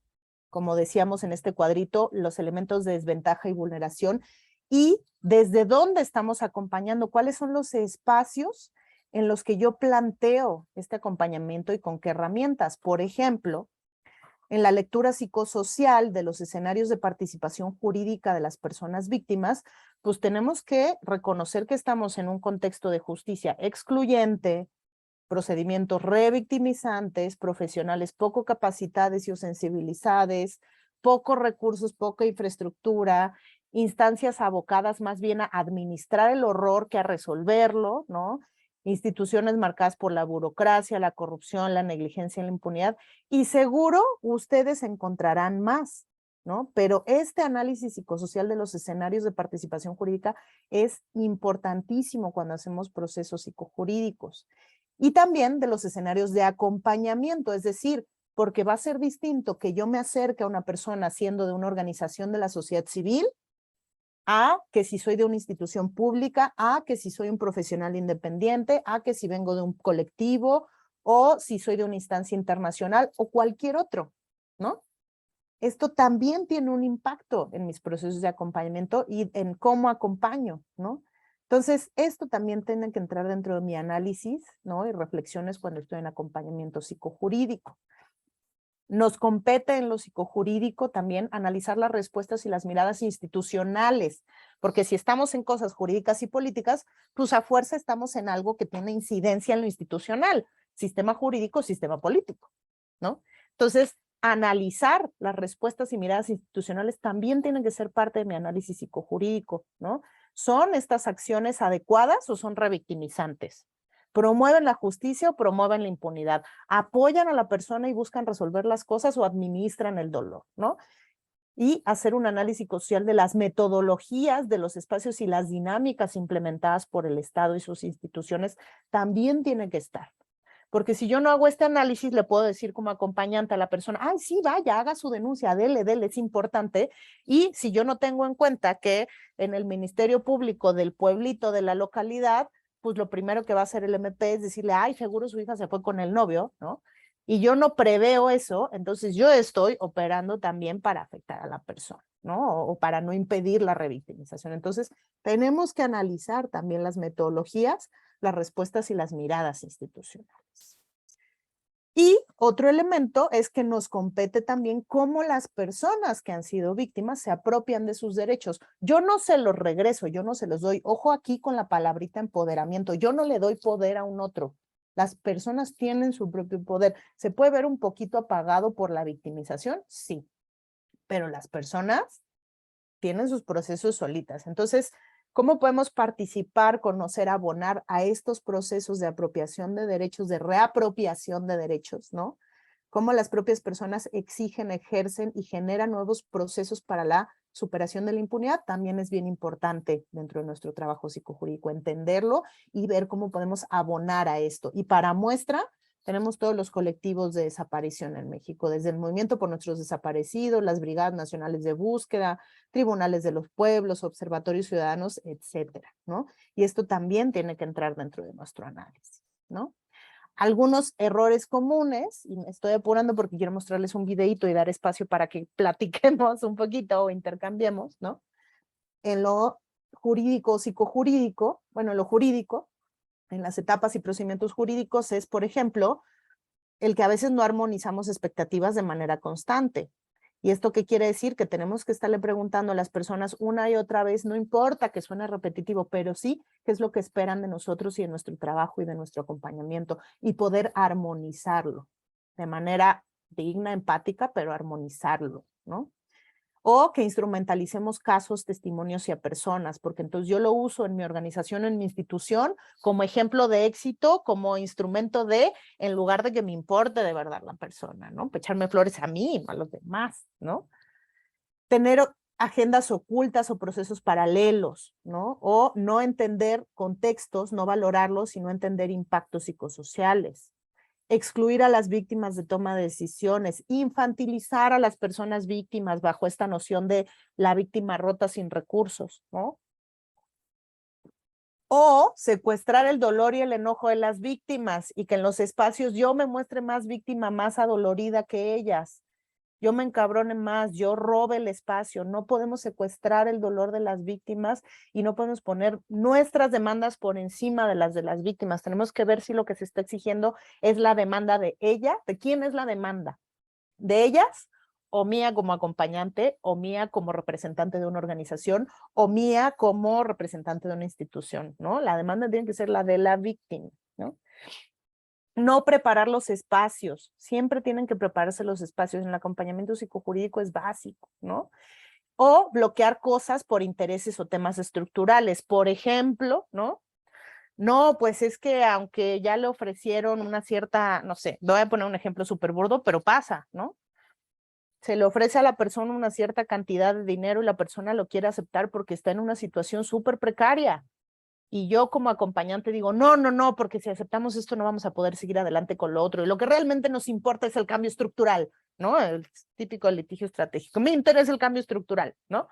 Y entonces en el afán a veces de cumplir ciertos criterios y demandas de quienes acompañan, bloqueamos cosas que las personas víctimas sí quieren, sí necesitan, sí buscan, ¿no? Entonces aguas con ese tipo de errores. Por el contrario, entonces, algunas buenas prácticas o recomendaciones para buenas prácticas, ¿no? Es primero decir que cuando tenemos buenas prácticas, esto no va a impactar solamente sobre las personas que acompañamos, sino sobre mi propio equipo, sobre mí como acompañante, sobre el proceso de acompañamiento y sobre el proceso en sí, ¿no? Entonces, es bien importante esto, ¿no? Y es poner a las personas como protagonistas en un rol activo, ¿no? o más bien dar ese espacio porque las personas ya lo tienen. Garantizar un trabajo interinstitucional y transdisciplinario. Si no articulamos, si no coordinamos, no va a funcionar, ¿no? Y si no reconocemos los distintos saberes, aun cuando esté hablando de procesos psicojurídicos, eso no quiere decir que los abogados sean los chicharrones truenan, ¿no? Todos los saberes son importantes aquí, ¿no? Manejar una comunicación adecuada, atender y facilitar, sí, apoyo psicoemocional en los procesos cuando sea necesario, pero sin psicologizar y sin trastornizar a las víctimas, ¿no? No todas necesitan terapia y no todas necesitan psiquiatra y no todas necesitan chochos, ¿no? A veces entender el por qué pasó lo que pasó y ubicarse en contextos y entender toda esta interseccionalidad puede ser muchísimo más terapéutico y aportativo que mandar a las personas a psicoterapia. Generar acciones de sostenibilidad y autonomía en las personas víctimas y diseñar acompañamientos según perspectivas diferenciales. Entonces, esto es bien requete importante en los acompañamientos en general, pero sobre todo cuando estamos hablando de acompañamientos psicosociales desde lo psicojurídico, ¿no? Y aquí, pues hay varios momentos, no me voy a detener en estos, quiero detenerme solo en el último, ¿no? En donde es importante, ¿no? O sea, que están dentro de los procesos psicojurídicos, ¿no? Políticos o jurídicos, y que es importante retomarlos. Ven que les decía momentos críticos, bueno, pues todos estos son momentos críticos, ¿no? Y cada uno puede tener un reto, un desafío particular y tenemos tareas específicas desde el acompañamiento psicojurídico, ¿no? Entonces aquí hablamos de momentos iniciales, cuando construimos los casos, las mesas de trabajo, la documentación de hechos o crear inventarios de impactos, las periciales y las testimoniales, las sentencias y seguimientos, las audiencias y diligencias, ¿no? Y cada una puede tener distintas tareas, los procesos de reparación y memoria, los contextos de riesgo, incidentes de seguridad, las acciones de difusión o interlocución con medios, las distintas visitas a lugares de reclusión, ¿no? Los espacios de incidencia nacional e internacional, y sobre el que me quiero detener un poquito hacia el final es los procesos de búsqueda y trabajo forense.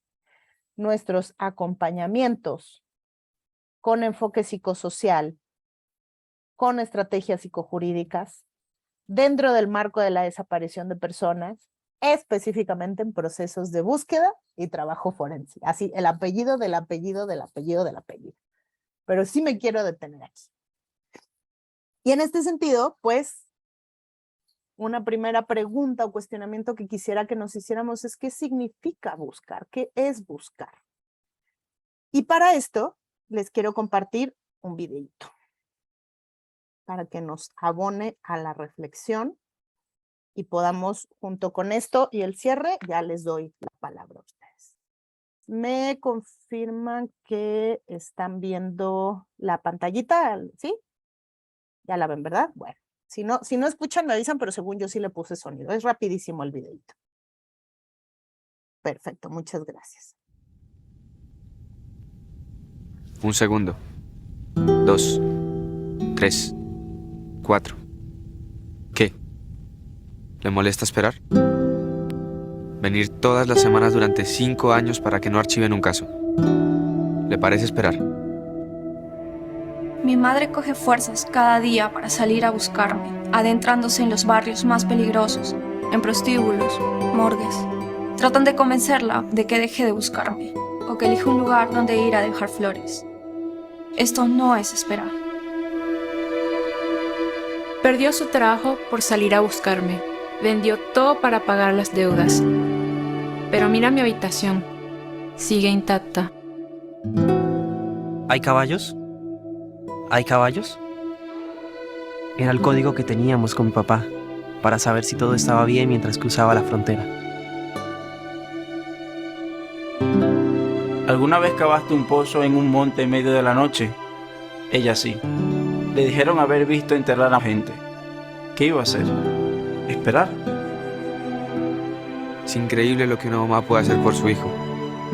Por eso, la próxima vez que vea a alguien en una sala de espera, con una foto, no se engañe. No piense que está esperando. Está buscando.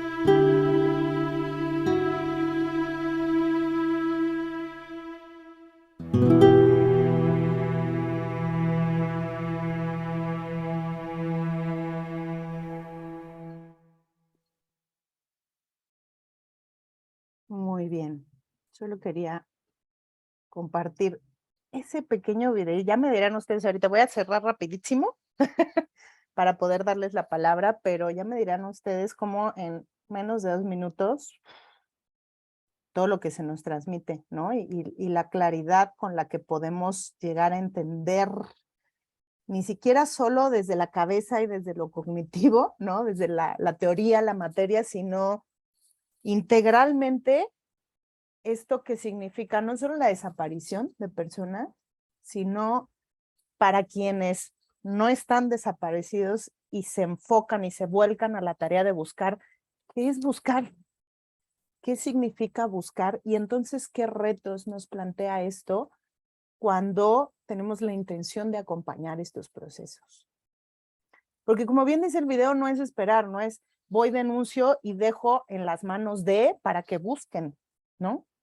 Las personas que tienen seres queridos desaparecidos no esperan, buscan. Y buscar implica todo esto, implica ponerse en riesgo, implica ir a lugares súper peligrosos, implica cavar pozos, implica preguntar, implica tener el cuarto intacto durante años, implica estar pensando de manera permanente fantasías sobre qué le estará pasando, sobre cuántos años tendrá, qué le estarán... Implica tantas cosas que necesitaríamos diplomados y diplomados y diplomados para llegar a entender y ni ahí nos acercaríamos a esa experiencia, ¿no? Entonces, ¿esto qué nos plantea como reto en el acompañamiento? No solo entender qué significa buscar para ellas y ellos, sino entonces cómo podemos hacer de esta experiencia algo que no les sume estrés, dolor y horror, y que efectivamente pueda abonarles en todo lo que las personas familiares desaparecidos hacen en su proceso de buscar, ¿no? Y de ahí entonces que es importantísimo entender que no solamente hay procesos institucionales, que cuando hablamos de desaparición estamos hablando de búsquedas que son también ciudadanas, ¿no? Y estamos hablando de acciones no gubernamentales y no institucionales que las personas, las familias, los colectivos hacen por las propias para buscar información, para obtenerla, para tener indicios, elementos que les puedan ayudar a encontrar sitios o a sus personas desaparecidas, ¿no? Y que puede ser por las propias familias en acompañamiento o no de activistas, de luchadores sociales, de organizaciones independientes y con técnicas que incluso ellos mismos han inventado o han aprendido, ¿no? Y aquí un ejemplo, por ejemplo, es una guía ciudadana para la búsqueda de personas desaparecidas en Tamaulipas realizado por familiares, ¿no? Imagínense al nivel que han llegado de tener que hacer ellos una guía de cómo buscar desde la ciudadanía, ¿no? Y claro, está las acciones institucionales y que son las acciones que se dan desde las instituciones. Pero no nos engañemos pensando que solo lo institucional es búsqueda o solo eso vale o solo eso existe, ¿no? Hoy en día en México conviven ambas. Y entonces también dentro de nuestro acompañamiento, ¿cómo aportamos a ambas? Y cómo apoyamos y acompañamos a quienes están en este lado a lo mejor y no solamente dentro de este lado, ¿no? Y dentro de lo institucional, bueno, también lo ciudadano, pues no solamente búsqueda en vida, y que eso es algo bien importante que ha estado poniéndose cada vez más sobre la mesa, porque pues seguimos una herencia tal vez de buscar solamente en contextos de muerte, ¿no? Y han sido las propias familias las que nos han jalado a decir, oye, no, también tiene que haber estrategias de búsqueda en vida, no podemos solo buscar muerte, ¿no? Entonces existe todo un desarrollo de búsqueda en vida, pero también, y es cierto, que nos va a tocar acompañar situaciones en donde se cruza esa línea y donde también nos planteamos buscar en muerte, y acompañar eso es bien tremendo, bien duro y bien complejo. Pero, pues, ¿cómo entonces, no? Asumimos los retos de ese acompañamiento cuando las personas son privadas de la vida y lo que tenemos que hacer es búsqueda de restos, identificación y restitución. A nivel institucional también existen ya, ¿no? Elementos e insumos como el protocolo homologado, ¿no? Y cómo permitimos que dialoguen todos estos insumos. Y cómo entendemos, además, que en estos procesos se mueven mínimo, al menos, en 2 espacios o niveles y que además se van a mover de forma paralela. Es como la misma autopista que les decía hace rato de los procesos. Aquí también funcionan al menos 2 pistas. Y una es y lo pongo entre comillas porque por ahí también cuestiono el nombre, pero bueno, el nivel objetivo. El nivel objetivo donde está la teoría y la técnica científica, ¿no? De búsqueda antropológica, genética, etcétera, y los procedimientos jurídicos, que es toda la normativa cuadrada que tenemos y que tiene una función, ¿no? Sí, claro. Pero que es lo que entendemos como la más objetivo, pero eso no opera solo. Eso se mueve también en un nivel, entre muy comillas, subjetivo. Eso opera, ¿no? En relación y en conjunto con todos los aspectos que se movilizan en este proceso, con todo lo psicoemocional, todo lo físico, todo lo social, todo lo psicosocial de las víctimas individuales, de las víctimas colectivas y de la sociedad en general. El que yo no tenga un familiar desaparecido no quiere decir que a mí no me impacte todo esto que está pasando, ¿no? Entonces, entender cómo también aquí hay 2 pistas que operan y que tenemos que ver cómo logramos que dialoguen en el acompañamiento es fundamental. Y en este sentido, 2 lecciones básicas. No estamos hablando de meros procedimientos técnicos o procesales. Aun cuando yo sea abogada, aun cuando sea forense, aun cuando mi función sea única, exclusivamente la genética o eso con lo otro, o administrativa, no me puedo quedar en pensar que mi función es solamente un procedimiento técnico procesal, sino que mi acción es un granito de arena y es una parte de todo un engranaje enmarcado en procesos de verdad, de justicia y de reparación, y que además abona a cosas tan importantes como aportar pruebas a la justicia, posibilita el reconocimiento y la restitución de los derechos de las personas, ¿no? El derecho a recuperar restos y reintegrarlos, restablecer la identidad y la dignidad, el derecho a resolver problemas derivados de la desaparición, el derecho a aportar a la construcción de memorias. Es decir, por más pequeñito que sea el granito que yo estoy abonando y por más técnico, aislado o distante que me pueda parecer a la vinculación con las personas víctimas, no lo puedo separar y no podemos entenderlo como procedimientos meramente técnicos o procesales, porque sí abono a todo el engranaje.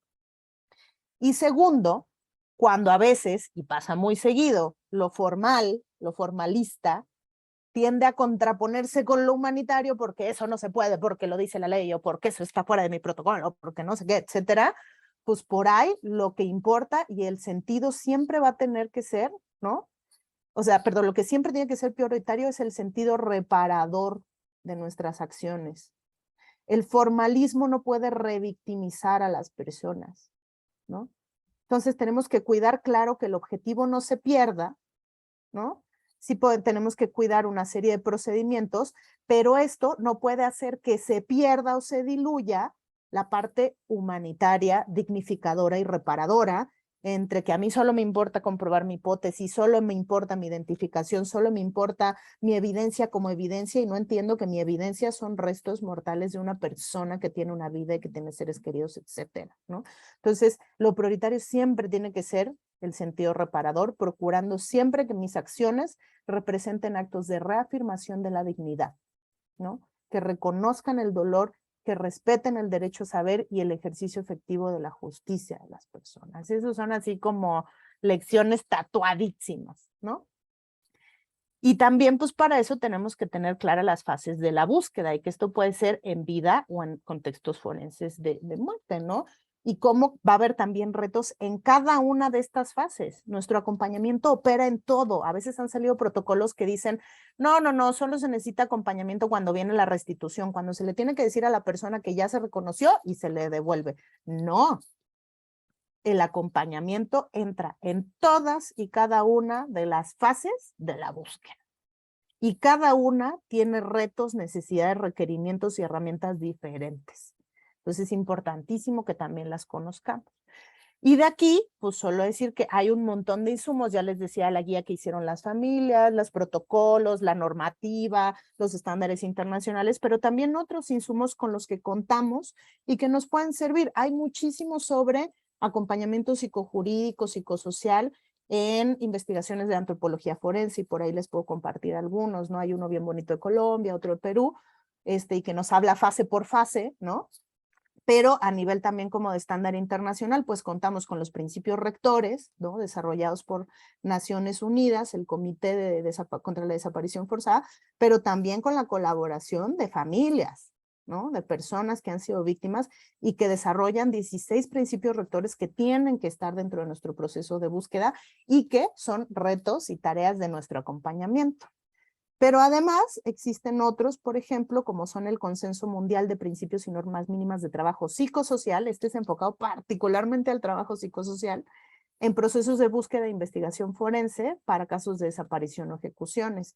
Y este también es un consenso de normas mínimas bien bonito, accesible en Internet. Y a nivel nacional, pues el Espacio Psicosocial por los Derechos Humanos, especialistas en el acompañamiento, desarrollamos el Protocolo Interdisciplinario de Notificación de la Identificación de Personas Desaparecidas y Restitución Digna. Entonces aquí también hay un material realizado no solo por las especialistas, porque también luego está la fiebre de las especialistas, sino que fue desarrollado con familias que compartieron cuáles han sido sus experiencias, principalmente de malas prácticas y de revictimización en los procesos de identificación y restitución, y entonces se desarrollaron una serie de principios para este protocolo, para poder hacer de este proceso ya de por sí horripilante, pues lo más acompañador posible, ¿no? Y entonces tenemos todos estos instrumentos que nos sirven para poder acompañar. Yo me hubiera querido como detener en cada una de las fases, retos, etcétera, pero más bien creo que prefiero compartirles el material porque además es súper accesible y de súper fácil lectura.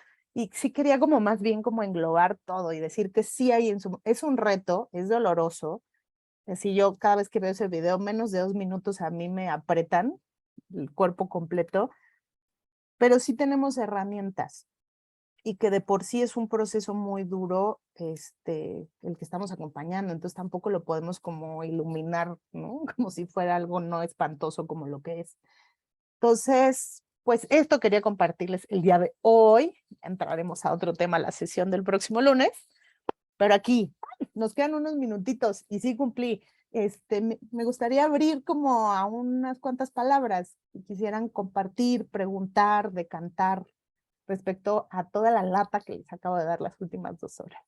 Entonces, pues adelante, abro micrófono si alguien quiere comentar algo o preguntar en el chat o como sea. Adelante.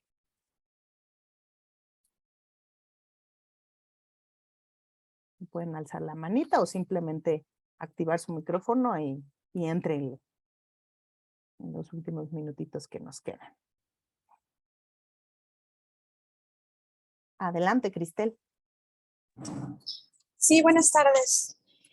En referente al tema, maestra, yo creo que es muy importante todo lo que nos menciona. Tenemos muchísimas leyes, muchísimos protocolos, muchísimos mecanismos, hay herramientas con que trabajar. Ahora lo importante es saber usarlas, poder usarlas y que nos den el resultado para el que se realizaron, ¿no? Porque muchas veces podemos tener toda la bola de libros apilados ahí en el escritorio, ¿no? Pero no las leemos, no sabemos cómo utilizarlas. Y a la hora que nos enfrentamos a un caso es donde empezamos a querer sacar las cosas abajo de la manga, ¿no? Entonces, sí es importante que todo eso que tenemos, toda esa información, la pongamos en práctica. Eso es el reto para todos, creo.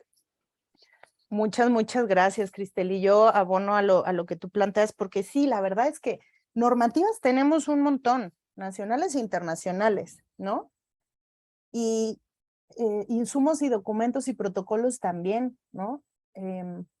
Pero sí hay que usarlos, pero además saber usarlos de una manera no automática. Y por eso es que yo de repente decía, ay, seguro van a decir qué lata la que dio al principio con el tema de los enfoques y los principios, pero a mí me gusta partir por ahí porque lo cierto es que si no entendemos los enfoques a la base, no vamos a saber interpretar o utilizar estas herramientas, ¿no? Con todo el potencial que tienen. Si yo no tengo enfoque de género, si yo no entiendo de interseccionalidad, si no reflexiono en torno al tema de colonial, no importa que mi protocolo homologado me diga tienes que hacer A, B, C.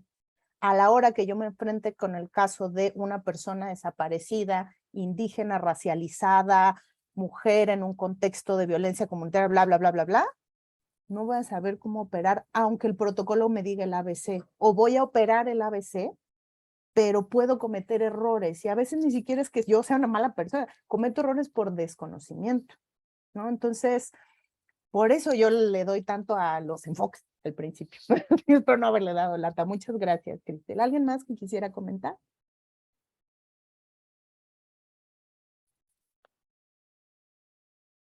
Aquí tenemos. Arlet comenta, gracias por las flores, del manejo del tema. Lo jurídico en nuestro país sigue en maduración y es logro de las familias, la legislación actual al salir a las calles, al buscar, enseñar a la autoridad a buscar. Sí, ¿no? Y en eso también creo que es una lección y reto en nuestro acompañamiento. A veces puede pasar que hubo toda esta lucha, se logró una infraestructura, una legislación, una normativa, y se nos da a nosotros la responsabilidad, acompañantes institucionales o de sociedad civil, de hacernos cargo de los procesos. Y a veces perdemos la memoria histórica de cómo se obtuvieron esos procesos. Entonces digo, yo soy la responsable de hacer ABC y me coloco por sobre, sin reconocer y sin recordar que esas personas a quienes estoy acompañando, ellas crearon la normativa que ahora me está dando esta función. Ellas crearon este protocolo que ahora me está dando esta tarea, ¿no? Y eso no quiere decir me someto y me dejo maltratar o hacer o ningunear o lo que sea, no, ¿no? O si me piden algo que no se puede hacer o que no tiene, no, pero tiene que ver en cómo entonces quitamos, rompemos, cuestionamos estos desequilibrios de poder que se dan muchas veces en el acompañamiento, en la atención a personas víctimas, de ponernos por sobre, ¿no? Y entonces decir, a ver, aquí todos tenemos una función y algo que aportar y cómo trabajamos en equipo reconociendo nuestros distintos aportes, ¿no? Las familias nos han enseñado un montón y nos han brindado y regalado desde el dolor un montón a México, ¿no? Que tengamos todos estos protocolos para que en la medida que siga pasando las personas tengan más herramientas para luchar, eso nos los han regalado las familias. Y ojalá que nunca nos hubieran tenido que regalar eso, pero pues se dio, ¿no? Entonces, es bien importante. Muchas gracias, Arlet. Una o dos palabritas, Cuba, adelante. Muchas gracias. Yo estoy muy contenta con lo que nos has compartido esta tarde. Perdón. Yo creo que el reto, o sea, desde el acompañamiento es muy grande, porque yo creo que sí, o sea, es la combinación de entre conocimientos, habilidades y también cuestiones como muy personales, de que sí es difícil enfrentar el dolor propio, es mucho más difícil enfrentar el dolor ajeno, entenderlo y dar como ese acompañamiento, ¿no? Sentir una verdadera empatía con las víctimas y no, o sea, aprovechar, o sea, como desde una situación personal, ver como algún beneficio, ¿no? Yo he aprendido mucho en este módulo, en general en lo que vamos del diplomado, pero en este módulo me ha parecido muy interesante, creo que me está dando como muchas herramientas, porque yo suelo ser como, pues sí, un poco como cuadrada, decir, a ver, el protocolo dice esto y es lo que se tiene que hacer, y en sentido estricto tendría que ser así, pero no es, ¿no? Entonces, más bien es cómo, o sea, con lo que se tiene, con lo que hay, ir impulsando, ir luchando, ir caminando del lado de las víctimas para que, o sea, se logren cosas. Y ya por último, nada más quería contar que antes de iniciar la clase leí en una publicación en Instagram de Pájaro Político, en donde es una nota, dice comisiones para la búsqueda de personas desaprovecharon más de 230 millones de pesos. Entonces, habla que de 2019 a 2021 las comisiones estatales de búsqueda de personas recibieron más de 200 mil millones de pesos de recursos federales para cumplir con su función. Sin embargo, muchas de ellas no ejercieron esos fondos y los devolvieron a pesar de que el número de desaparecidos en el país sigue creciendo. O sea, no he leído la nota, pero me parece que es bastante lamentable, o sea, desde el anuncio que están haciendo, ¿no? Y siendo que muchas familias están en la búsqueda con sus propios recursos muy escasos y cómo, o sea, qué contradictorio, ¿no? Ya, muchas gracias. Gracias, ¿no? Qué importante lo que estás planteando y ahí es donde insistimos también dentro del acompañamiento psicojurídico, qué relevante es la coordinación y la articulación interinstitucional y la claridad de nuestras distintas tareas, ¿no? Y y con lo que partías, ¿no? Que lo que tenemos es para poder obtener un objetivo mayor, que es la justicia, que es encontrar, y a veces como decantamos en solamente cumplir la tarea del protocolo. O sea, cómo termina como tecnificándose algo que tiene un objetivo mayor y ese objetivo mayor se pierde, ¿no?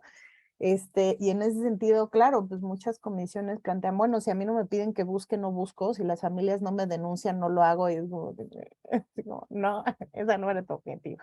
No sé, bueno, pueden ocurrir como un montón de escenarios, ¿no? Pero claro que que escandaliza, ¿no? Y claro que indigna. Muchísimas gracias, Cuba. Abro para una última palabra, si alguien más quiere comentar, y tengo aquí también la palabra de Sanité. Difícil dar acompañamiento cuando en el mismo estado no hay una cultura de acompañamiento con servidores públicos. Uy, temazo. Vamos a trabajar cuidado de acompañantes en la siguiente sesión y ahí van a arder. Ay, salud y bienestar no es una prioridad, claro, y derechos laborales y violencias también dentro de, incluso desde la misma sociedad civil, violencias contra las mujeres. Uf, tremendo, ¿no? Es harto difícil cambiar el chip sobre la concepción de víctima, de acuerdísimo, como es la relación con los servidores públicos, donde nos vamos al extremo del asistencialismo, o al de no considerarlos como tal por no entrar en una concepción jurídica. Me gustó mucho la idea de que el acompañamiento psicosocial es una militancia. Una vez escuché a un colectivo manifestar que ellos no eran víctimas, sino luchadores sociales o militantes. Es súper cierto. El acompañamiento es crear una colectiva de personas que aportan distintas cosas a la causa y me gusta verlo más así que una reparación del daño económico jurídica. Totalmente de acuerdo. Y sí, la próxima semana le vamos a dar con cuidado de cuidadores, cuestionamiento de nociones de autocuidado y reconocimiento de violencias internas también. Porque sí, híjoles, cómo se generan violencias y violaciones a derechos humanos y violaciones a derechos laborales y violaciones de género, violencias de género dentro de las instituciones y dentro de las organizaciones y ahí están impunes. Y pues sí, por eso yo también me aterrizaba en decir, a ver, analicemos los actores y nosotros somos actores dentro de este espacio de acompañamiento. No somos los que estamos por fuera y por sobre, ¿no? Y el problema está allá, ¿no? Estamos dentro de, y al estar dentro de, también es importante reconocernos en este mismo mundo lleno de opresiones, lleno de violencias, y que si bien por un lado les digo, no secuestramos el dolor de las víctimas, porque no es nuestro, lo acompañamos. Punto aparte, también reconocer como dentro de nuestros espacios también vivimos un montón de cosas complicadas a las que hay que poner atención. Seguridad, confianza, bienestar, salud, derechos laborales, ¿no? Derecho a una vida sin violencia también son importantes para quienes acompañamos. Así que bueno, pues a eso le vamos a dar la próxima semana. Muchísimas gracias. Yo con esta me despido y nos vemos de aquí en 8.